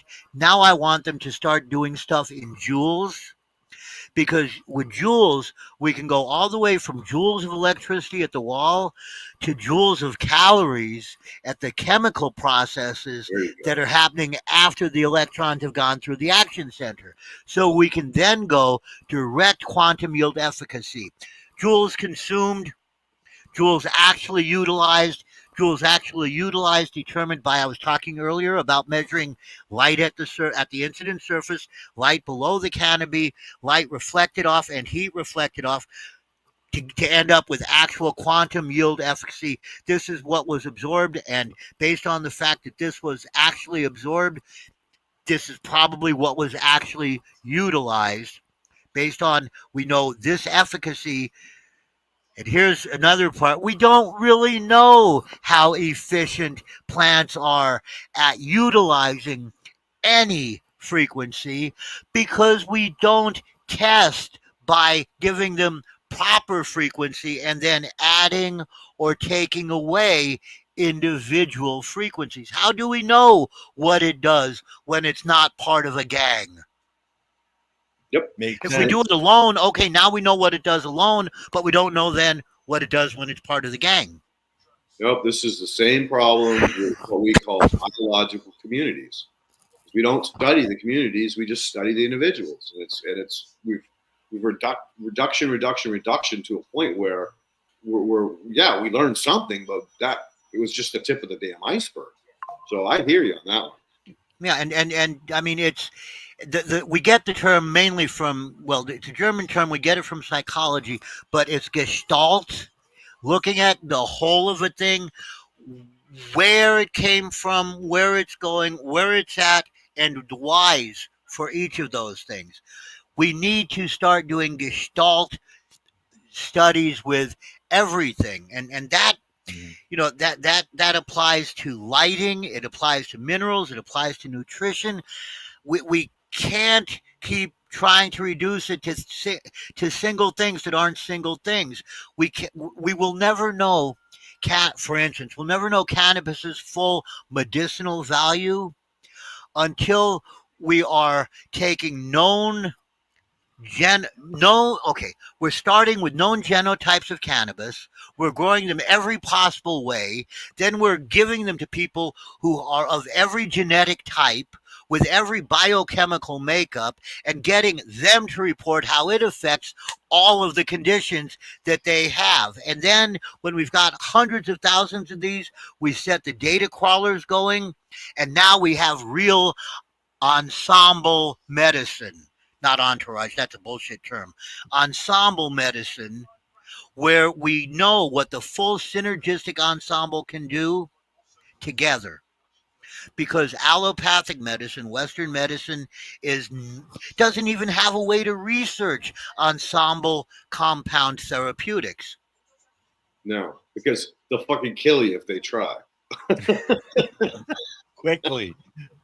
You know, it's, I mean, and so that's all of this in turn ties in with the research collaborative that I want to see happen coming out of a proper medicinal cannabis program. The political side of what I'm doing, I'm trying really hard to get someone to pick up and run with the Compassionate Use Restoration and Expansion Act. We have provisions in California law that allow for untaxed transfer of things between related entities. SB 420, the Medical Cannabis Regulation and Safety Act, that got forced into combination with adult use in Marcursa, which was Prop 64 as enacted in SB 94, is in direct contradiction of itself. It should not be able to stand up to any kind of a legal challenge. It has provisions in it that allow for severance, so there's no reason we would lose the good stuff that came from 64, but we need to go to a purely medical cannabis setup, because then then we are congruent with international law that we as a nation gave our word to, that we would obey, and we can have universal access and all of what I'm talking about in terms of research with the change of one technical rule. No law has to change, no administrative law has to change. One technical rule has to change. The FDA has to allow the subjects of a test to pay a service fee for the sample that they are given. Now, when the samples that these patients who have been fully worked up genetically and biochemically, so we know what they have, are given samples of cannabis that has been fully genetically sequenced, and that we know what all of the inputs that it was given were, when and how, so that we know what epigenetic factors influence chemotypic expression in which known genotypes of cannabis, and in turn how those different chemotypes affected the different genotypes having specific conditions. Now we've got something big pharma would love to buy. We have a place they can start doing subclinical tests on therapeutic ensembles. Mm-hmm. We stick the Unfortunately, that goes against their business model. Well, yes and no, because once they've got if they've got multi-molecular compounds to test, and they can produce those, now Right. they've got something they can sell and make money on. Well, they're not all about selling and making money. They're all Yeah, about they are. perpetual sickness. So they don't want us Well, to be but the perpetual sickness is so they can make money. right. But again, it's cheaper to keep us sick than it is to get us smart and more healthy, and then have to figure out another way to get us sick. As long as we keep eating their Monsanto fertilized foods, they don't need to worry. We're still going to have conditions that need curing. Oh, I agree with you, dude. Don't worry, Bayer. Monsanto will keep us all sick. Let us have healthy pot, please. Let's get back to the questions, then I'll let you go off on Okay. that stuff again, Wolf. Okay, I'm The sorry. next one is Okay. That's all right. You're good. You're good. Okay. No, the bulbs themselves, the lamps themselves, do not degrade for a long, long time. Magnetrons can wear out, can need to be replaced. Waveguides can wear out and need to be replaced. That's another thing. This guy who's selling these lights, the guy that has them for sale, will service them with parts. You know, you might have to buy parts from the guy in Germany, but he will service them and upgrade them, etc., as part of you getting them. So this is anyone. I mean, if a person ever wants to try high energy plasma, this is probably the cheapest opportunity they will ever get until a commercial product, a commercially viable product hits the market. And when that happens, look for them to be about $200 more than the most expensive LED lights you can buy. So what about the glass? Isn't the glass special? Okay, yes. The glass that's used in any light that needs to pass wavelengths that are shorter than 300 has to have a much higher quartz content than quartz borosilicate. Ceramic halides, the only difference between a ceramic halide and a regular halide, the amount of borosilicate in the arc tube. The sphere that the plasma ball happens inside of on the plasmas lets UV through. Lets some UV through. I'm not going to lie. I was misled. I was told by someone that their unit lets UV below 300 through. It lets low frequency UVB through. And that's, which can be a benefit. High frequency UVB is 10 times as, I'm going in the wrong direction. UVR8 is 10 times as sensitive to high frequency UVB as it is to low frequency UVB. So you can get the same amount of UV exposure by exposing it for 10 times as long with each exposure. You don't want to do it continuously as yet, because we don't really have good controls for getting it perfect. But we're a lot closer. and that's going to be the next thing, is building controls that let us mimic daily and circadian rhythm. I mean, just imagine when you start out, the highest percentage of blue in the light is in the morning at dawn, but it's not the brightest that the light is.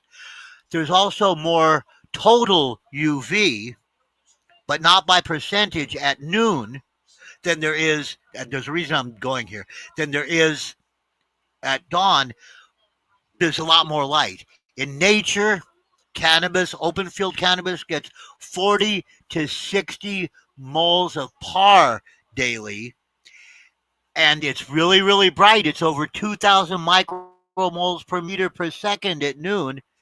Why doesn't the plant go into thermal inhibition or photo inhibition? Because there's so freaking much blue, and it turns out blue counteracts the blue dilates stoma, where red, far red, and green contract it or contract them. So it balances out. And this goes again to harmonics and the same relationship that exists between red and far red probably exists between UVA and blue, between UVB and UVA. But until we've got the instruments and someone who wants to use those instruments, the instruments exist. We just don't have anyone that's doing grow light research solely for the purpose of doing grow light research to grow cannabis. And that's what we need. That's what I want to do when I win my lottery. Which I'm gonna get back to questions. Let's stick to questions. Otherwise, I'm gonna wander all over. You've done great today, dude. You've done absolutely friggin' great today. But give me the next question, please. Sorry, the wife's down here talking to me. Not a problem. I'm not sure if I got the question she's talking about anyway. Okay, sulfur induction. Sulfur is the most commonly used gas and mineral in high energy plasma lights. Sulfur plasma is high energy plasma. There are other minerals, other gases that will give you other spectra. You can get what the guy in Germany calls a UV lamp, and it goes all the way up into UVC to the point where I don't want to be in a room without like SPF 9000 and a welding mask on. You know, I mean, it scares me. I don't want to be fried while I'm walking in. Right. But they do have it. And as we learn more about it, we're finding out that different amperages, different voltages can make the same gases put out different spectra. One of the companies is working on shaping the plasma ball using a different technology, and that appears to maybe give you spectral adjustability. I know that Synergy, the company in China that no longer does them, COVID stopped them, and I guess they decided just not to pick it up again because they were just starting to get into it. But their unit could be hot tuned from 3,500 Kelvin temperature to 7,500 Kelvin temperature with a 10-second stable period in between each jump up within 1 minute. And you could actually tune the light that way. Most high energy plasma is still made using sulfur. The red mix, which is a lot harder to get a hold of, but the mix that puts out that's red dominant, this guy put up 9 sulfurs at 7 feet. No, he had each one over 7 by 7. So at 14-foot spacings, he put up 8 of them as a box of this was sulfurs with 1 red at half power in the middle, and he got better yields than he got with any other configuration that he tried. Wow. Cool. He was pulling up in the 3.5 per 1,000 watt range. Damn, 3.5 pounds per watt? Per 1,000 watt. Per 1,000 watt, I'm sorry, yeah. That's fantastic yield. It's not bad. And Yeah. well, I mean, you know, I'm a little prejudiced. I can show you a picture of some buds that I took down off of a 40-inch by 40-inch. It was a scrog, but it wasn't a true screen of green because true screen of green is just, a multi-headed sea of green. It was a 40-inch by 40-inch scrog done under a 650 watt Illuminar IL8 LED. I pulled a little over 2.5 pounds of grade A dry buds. Nice. Mhm. That's 650 watts. That's fantastic, dude. Okay, well, The let's thing do one is- more question, and then we'll Okay. get into the other sections. Perpetual, sorry, I'm only going to do this last question of yours. And you're talking watts or watt hours draw on those lights? Okay, watt hours is is measured in kilowatts. A kilowatt hour is 1,000 watts burned for an hour. Watts is straight across watts. Watts at the wall, watts down at our plant surface is energy. Joules is your best conversion. Is your best place to do your converting because electricity converts to joules, electromagnetic waves convert to joules, chemicals convert to joules of calories. It's a better way to do it. So when I'm talking about watts that a light uses, I'm talking about actual, if you measured its consumption right now, this would be it. When I'm talking about watts used over a period of time, I talk about kilowatt hours. If I'm talking about resistance, it's going to be in amps. If I'm talking about P-bar, one more time, plant biologically active radiation hitting the surface, instead of a DLI, I'm going to talk about a DRI. I think you might have a picture of that there, by the way, which is daily radiation index. And daily radiation index is given in milliwatts or joules of energy per square meter per second per wavelength and frequency. So I've got this many milliwatts of this frequency hitting this area. That's not the one. Um, I'm going to go over to that round Q. I'm going to send you another picture. Okay, DRI and DLI. Give me a second. DRI and DLI. Here again. Those are all the pictures I've got from that, Wolf. I don't think he's looking at. I think he's looking at something else. Yeah. No, I'm getting ready to send you this picture because it explains Okay. it so well. Well, you send that, and then we'll talk about the other topic you wanted to talk about, and then we'll bring it up at the very end. Yep. Okay. And Perpetual asked one other question. 1 joule equals 1 watt second. Is that a correct unit of measurement? Oh God. Don't get old. Your memory won't remember shit. As soon as you're asked, it will flee your brain. Sorry, Perpetual. Maybe next time. No, it's on Google. I mean, you can convert it really easy. 1 joule, convert watts to joule. If you enter in Google conversion of watts to joules, it will give you the number. It will answer your question exactly. I don't want to give you the wrong answer. Okay, which makes a lot of sense, guys. And that's the thing. There's a lot of this stuff that you can find online if you do your own research. And that's one of the things that we're always talking about, no matter what you're doing. Don't listen to one voice, listen to many voices on the same topic, and then find who's right and who's wrong with that. DLI, DRI. Yeah, figure out the common ground. That's generally going to be the right answer. And he says that is a statement, not a question. Cool. Okay, I just sent you an image that is a DLI and a DRI side by side to kind of show the difference. The DRI is a work in progress, sadly. If you go a little bit bigger. That one or the next image? This image that's Okay. showing. Okay, see, it's how many watts or joules in the plant biologically active radiation spectrum, so from 800 to 280 nanometers in wavelength, how many are hitting 1 square meter of the canopy per second, and then it's broken out as it's broken out by frequency and wavelength. So if you want to know how many joules are at like 665, you should have that in your DRI. It will show you will have when we go to using DRIs. This is a measurement.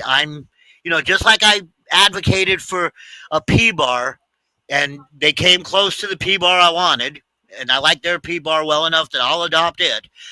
Uh, they're also going to need to go to a DRI where you can actually you're going to go buy a light to grow under, and you can look and see, well, my light came from Kandahar, and in Kandahar, the average light during the grow season has this breakout. So I want whatever light I can tune to this best. And Right. what that'll do, the really super awesome thing that'll do is we'll be able to grow land races for ourselves, even places it rains and snows and in too short a time to do it. Mm-hmm. But with this thing about the proportionate, I don't know if it's about proportionate photo period and scoto period, photo being light, scoto being dark. I don't know that it applies to every cultivar. I just know that the ones I've tried it so far, it does seem to affect, albeit more for one than for the other. And there is, looking at them, more sativa dominant in the grandma's peach pie than there is in the northern fire. So Right. that might also play in. Okay, you want to look at the other picture then? Okay, I'm ready. Oh, where'd it go? I got to go like this, get back into it. Oh, there's only the one picture. Yeah, on that one, there's only the one. Okay. He probably meant two different views, not one picture, but two different sections. There's two views. One was DLI, one's DRI, side by side. Okay. I think of them as two because they were two before I combined them. Okay. All right. Well, I can honestly say you exhausted me as always, my friend. I'm sorry. I don't know if I should feel sorry or glad. I hope it was a good exhaust. Yeah, it's a great exhaustion because now good. we finally are understanding a lot more about these relationships and these waves and particles and how they're functioning within the plant. I've never heard anybody explain the light to chloroplast to photosynthesis to generation of energy into ATP. Yeah, this is the best explanation I've ever. Okay, well, then now I have to send you one more illustration. Just because, let's see. And beyond that too, there was a lot of other information that I'm going to need to play back in my head a few times before I really can regurgitate. Okay, remind me what you just said so I know which one I it was is. talking about the conversion of photon. Okay, so there it is. To photosynthesis to electron transfer. Okay, please. That's not the one. Where are you? Come on. So you're here. You have to run. We'll let you run, and I'll stay on with Wolf, and we can talk about the other topic. So he can. Absolutely. Absolutely. And you know what else? Okay. I heard back from Alex today. Do we have a guest next week? No, not so far. All right, so I'll go ahead and get him teed up for that. Do you want to send him an invite, or you want me to have him email you? I'll send him an invite after the show. Perfect. Can't wait to get him back on here. Oh, well, What I just sent you is great. What I was going to send you is great, but it's not the picture I was looking for. Where is it?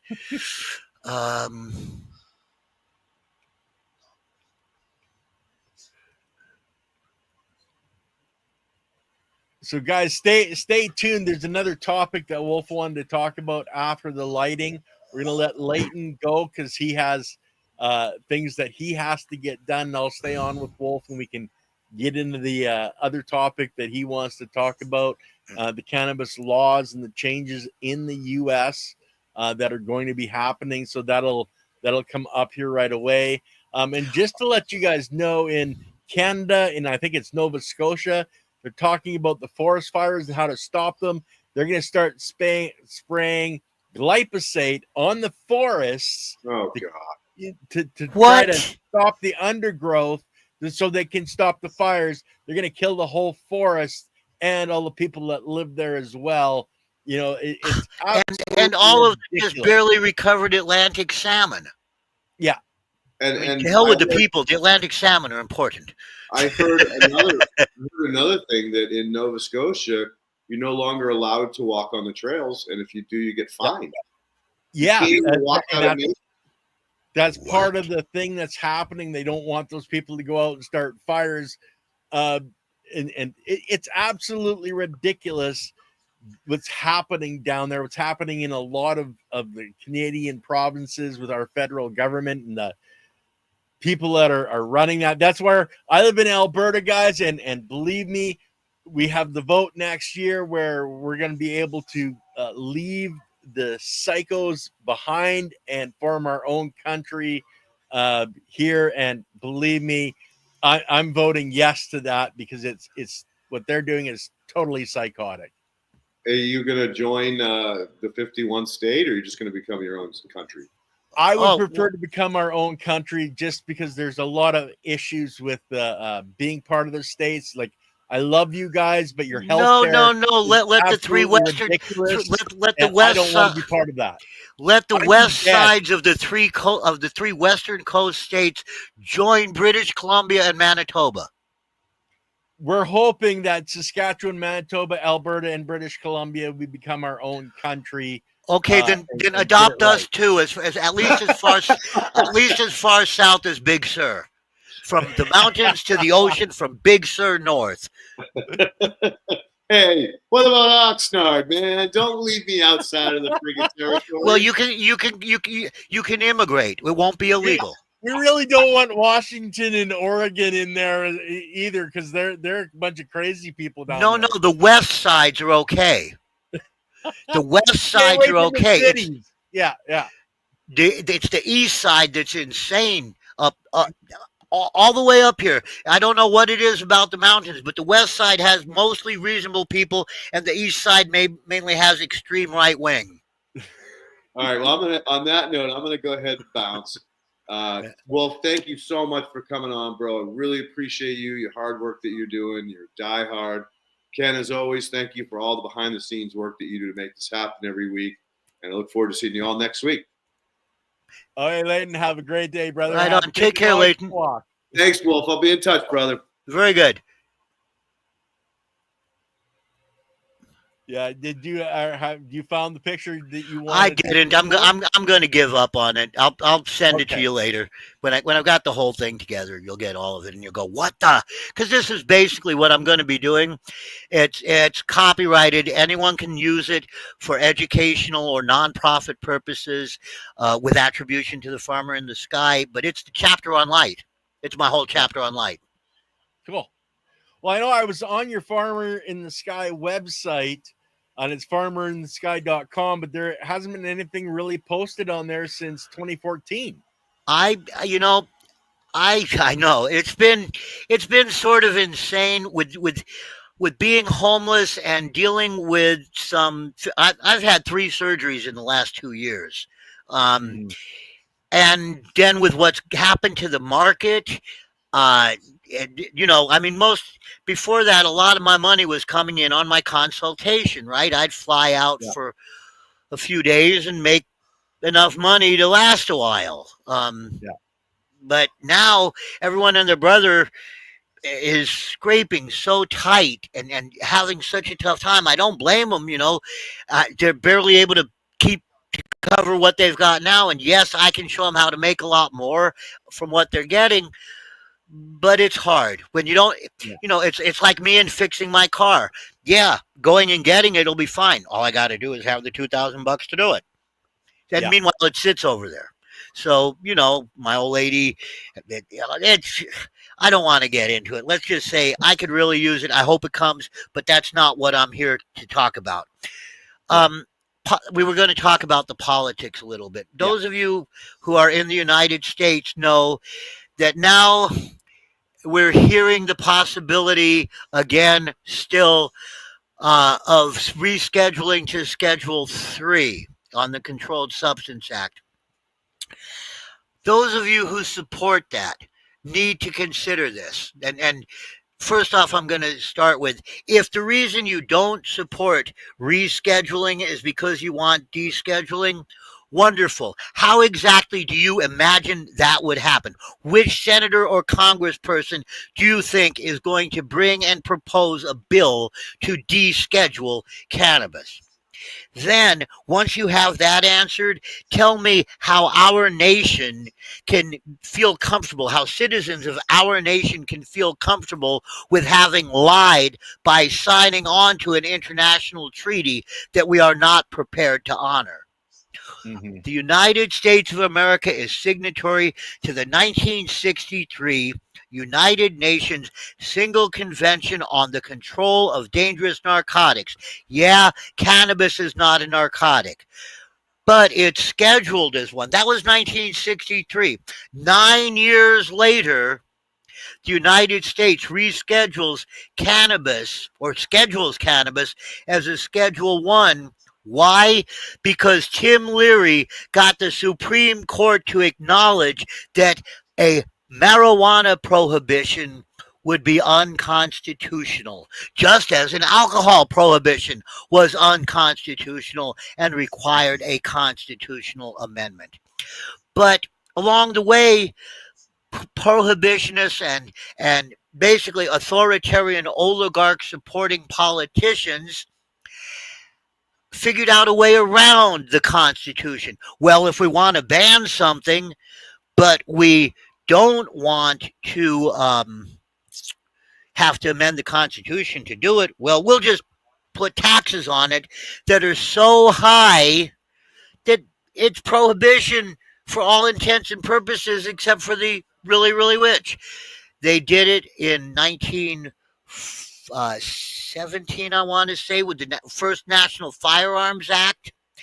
They did it with cannabis in the form of the Marijuana Tax Stamp Act, but they found that illegal and they couldn't bring in a law that just flat out prohibited cannabis.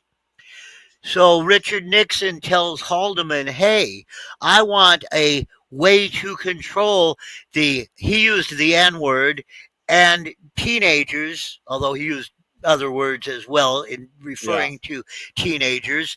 I want a means to control them. I want to have a way I can throw them in prison if I need to. And that was pot. So we got cannabis on the Controlled Substance Act.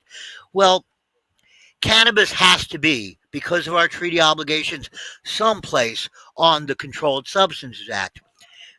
Number one, no recognized medicinal uses, enormous potential for abuse. This is what these were supposed to be. Number two, some medical uses, enormous potential for abuse. Schedule 3, potential for abuse, fair number of medical uses. Schedule 4, less risky, less abuse. Schedule 5, hardly any risk, hardly any abuse, potential for abuse. We don't have a Schedule 6. Schedules 1 through 5 require a prescription. Let's say that the deschedulers get it to Schedule 3. Who here has a prescription, not a recommendation, a prescription for cannabis? Not me. Mm-hmm. Where are we going to get this Schedule 3 cannabis? Are we going to go to the drugstore? Which kinds do you think a drugstore, a regular pharmacy, is going to carry? You think they're going to have hundreds and hundreds of different varieties? As in, I only benefit from this one kind. Oh, you don't have it? I'm shit out of luck. 3 won't work. We have to enact a Schedule 6 And now the Schedule 6 I favor is slightly different from what Americans for Safe Access have proposed, but even their version is way better than a Schedule 3. I would like to see a Schedule 6 for every over-the-counter medicinal supplement and or nutritional supplement. I'd like to see, in order to keep it out of the hands of kids, because it's going to be one of the first objections that would come up in that case, we do it the same way pseudoephedrine is. You want to buy pseudoephedrine? Okay, here's my ID. I'm an adult. I'm not buying enough to make 1.5 pounds or 20 pounds of crank. I'm buying a package. This would work. There isn't a limit. You can buy 2 or 3 different kinds. Not a problem. This would allow us to do it. And within that, there is a way, doing research collaboratives, that we can protect all our farmers under one leg of this research program that's looking at how epigenetic factors influence chemotypic expression in known genotypes of cannabis. We have to have every farmer that's growing a kind differently as a vendor to that research program. That research program then is getting it over to the research program that the DEA would have to allow if the FDA allows one rule change, that rule change being you can pay for your sample in a study. And it's not even a clinical study. It's a collection of anecdotal reports from patients who have been genotyped and biochemically worked up. What does that do? Now we've got genotypes of cannabis produced certain ways, how they affect genotypes of human being who have certain biochemical conditions and certain diseases.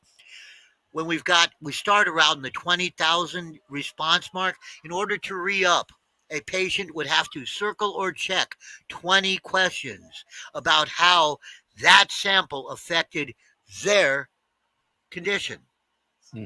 How about then- home growers, Wolf? Like, where would a home grower come into that? We currently have home growing. If I would still, as a home grower, want to know and want to be able to access that database. I want to know what people who are genetically like me, what are they doing to alleviate the hyperspasticity of their backs that is associated with degenerative disc disease. What are they doing for their late night leg twitching as a result of what's going on in their back? What works for them? And then it's not just one thing. It's on this, we have the patient able, as they get their samples, there's a bar graph on every package. You want to know what went into that, what it is, what its genetic background is? Take your phone, scan the bar graph or the QR code on the package that you just got from the sample distribution point / dispensary that was tested at a college chemistry school by the advanced organic chemistry students who are then getting money for their programs from the producers, from the people who are supplying this to the end users by way of the sample distribution points. And as we get this information, more and more of it, tens of thousands, hundreds of thousands of answers, now we have a place where we can actually say 12,500 people who had this genetic profile reported that their hyperspasticity was alleviated most by cannabis that had these chemical ensemble profiles. Now, are we differentiating from an organic soil grown with life versus something that's grown every single way it's hydroponically? raised? Every single way it's raised. You go on with your QR code and you find out. How was that one that worked best for you? And what made you get that particular one? When you went to the initial doctor who enrolled you in the program as a patient, They tell you what, as of that point, well, right now we only have 12,000 responses, of which 700 were people who had hyperspasticity. 60 of those were in your genetic group. Of those 60, this is what most of them said worked best for them. That's where Yeah. you start. Did Now that we're work for you? talking strictly on the medical side. How about the guys that just want to smoke for smoking it? What's their option? Do they have to go Your get a option is medical go to a license? doctor and get him to recognize the fact that you probably are suffering from a subclinical case of social anxiety disorder, which is what I believe 95% of adult users are self-medicating for already. How many times have you gone into a new social situation? What was the icebreaker? What reduced the social anxiety? A Mm-hmm. joint. Hey, do you smoke? Let's smoke a joint on break. Well, I often relate it to PTSD, and after COVID, we've all got PTSD, Oh post yeah, traumatic stress disorder. So everybody could just go, "Hey, I got PTSD from all the bullshit that's happening around the world. I yeah, need this to balance myself." yes. And the recognition that we all have endocannabinoid systems. Someone Yeah, else that I'm in contact with tells me that they are on. It's like it's either going to be this year or next. They are going to be able to take a blood sample and tell you whether or not you're endocannabinoid deficient, and not just actually, with they have that. and There's a company in not just with Florida. anandamide, not Yeah, just with anandamide, the endocannabinoids.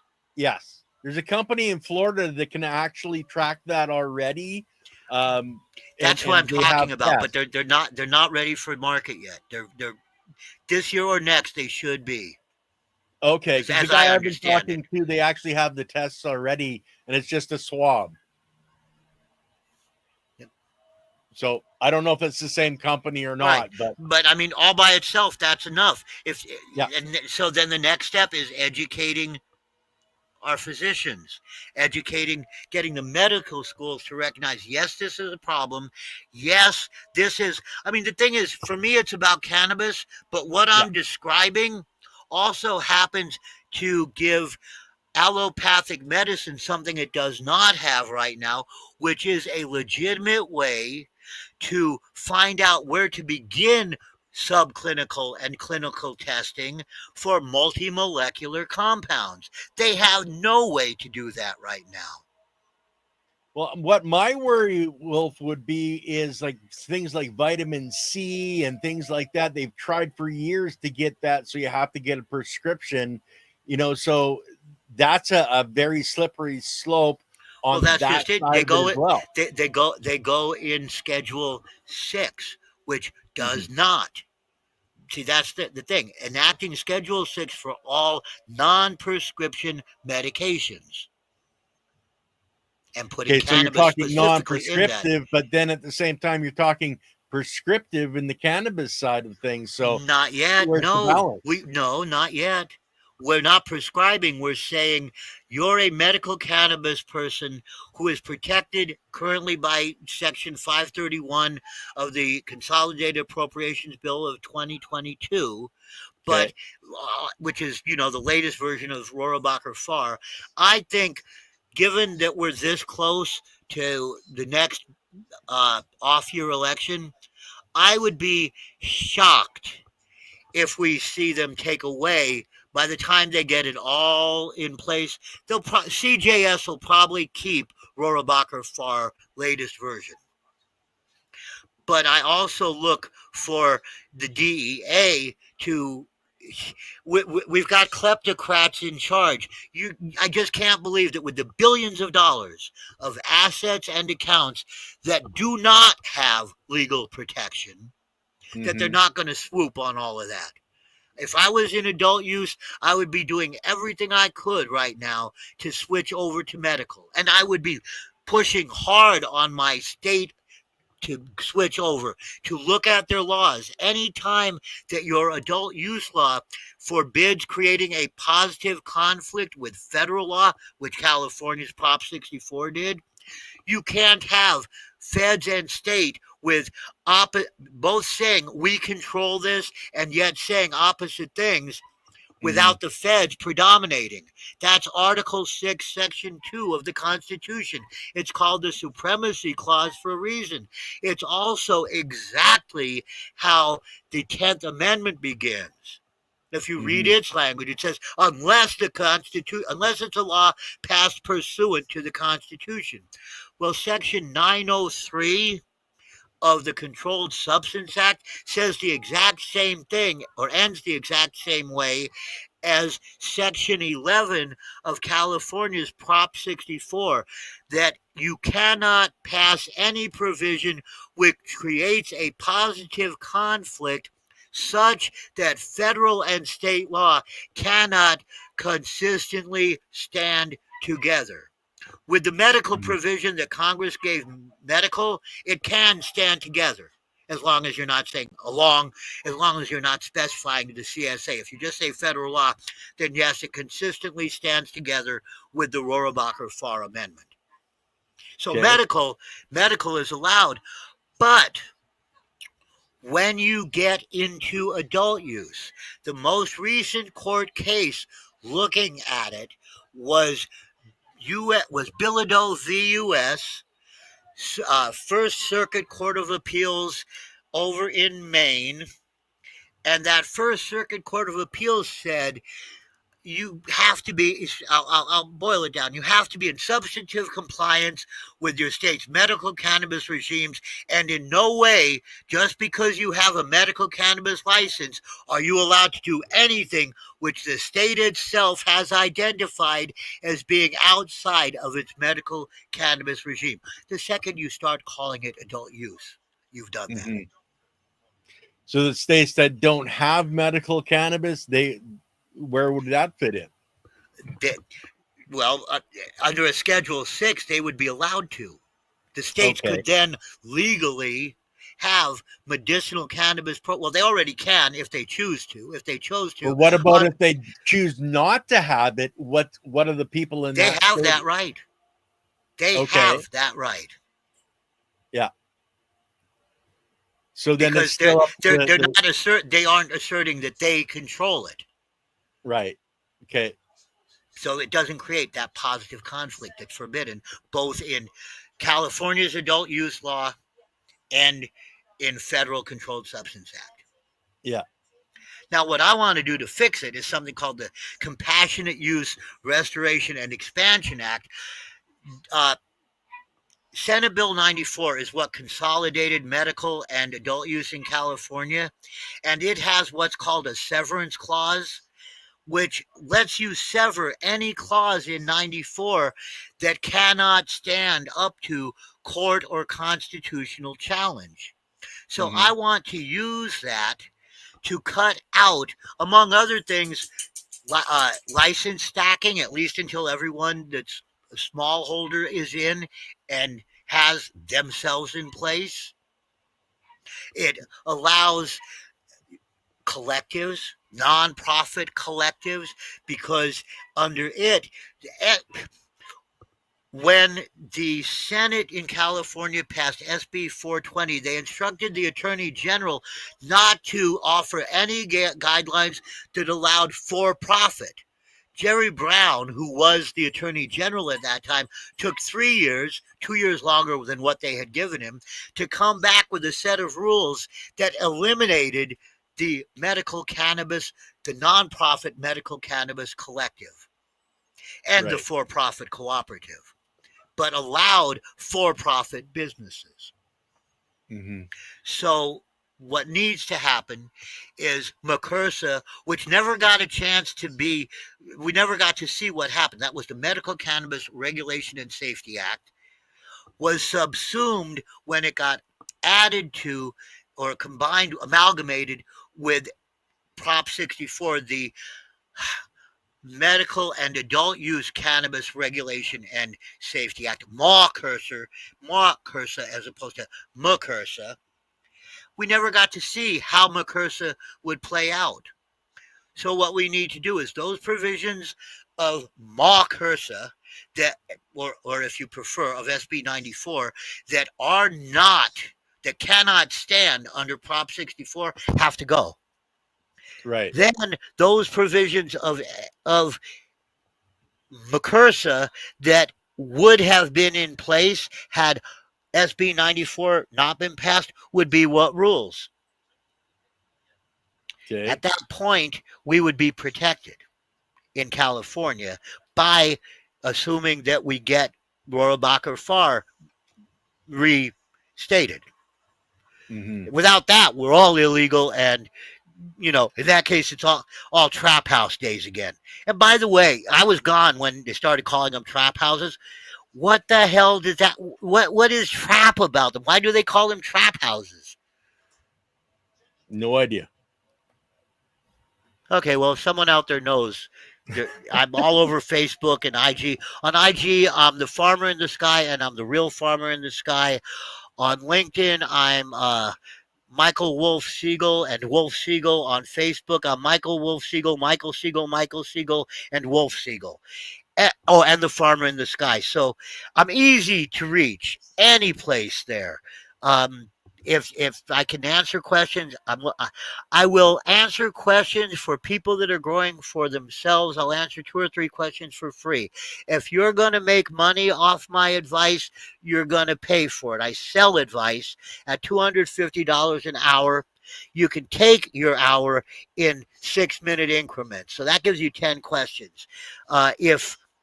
If 8 of you bought an hour, I could go get my car so I could drive my old lady to her medical appointments. It wouldn't bother me a bit. In fact, I would love that. Anyways, I'm sure I'm going to be on with you guys again. I've got some questions for Leighton about soil horizons and about what I'm doing. I don't know. I really want to tell him because I'm doing a riparian effect thing here. I've got close to living soil sitting in big fabric pots on top of aquaponic beds. So super sandy loam deposited on gravel beds with a layer of coir in between them to imitate the dead roots from previous generations. Plus, I'm leaving dead roots in the pot and then just replanting a smaller container. So I want to learn if he has some suggestions as to how I can improve that part of what I'm doing. Well, Wolf, the email that I sent you with that link, just use that email again, book another show. Not next week because we're going to have Alex on next week. No. Basically, put me down as your backup emergency. Anytime for some reason you don't have someone, I'll be more than happy to come back on like a day's notice.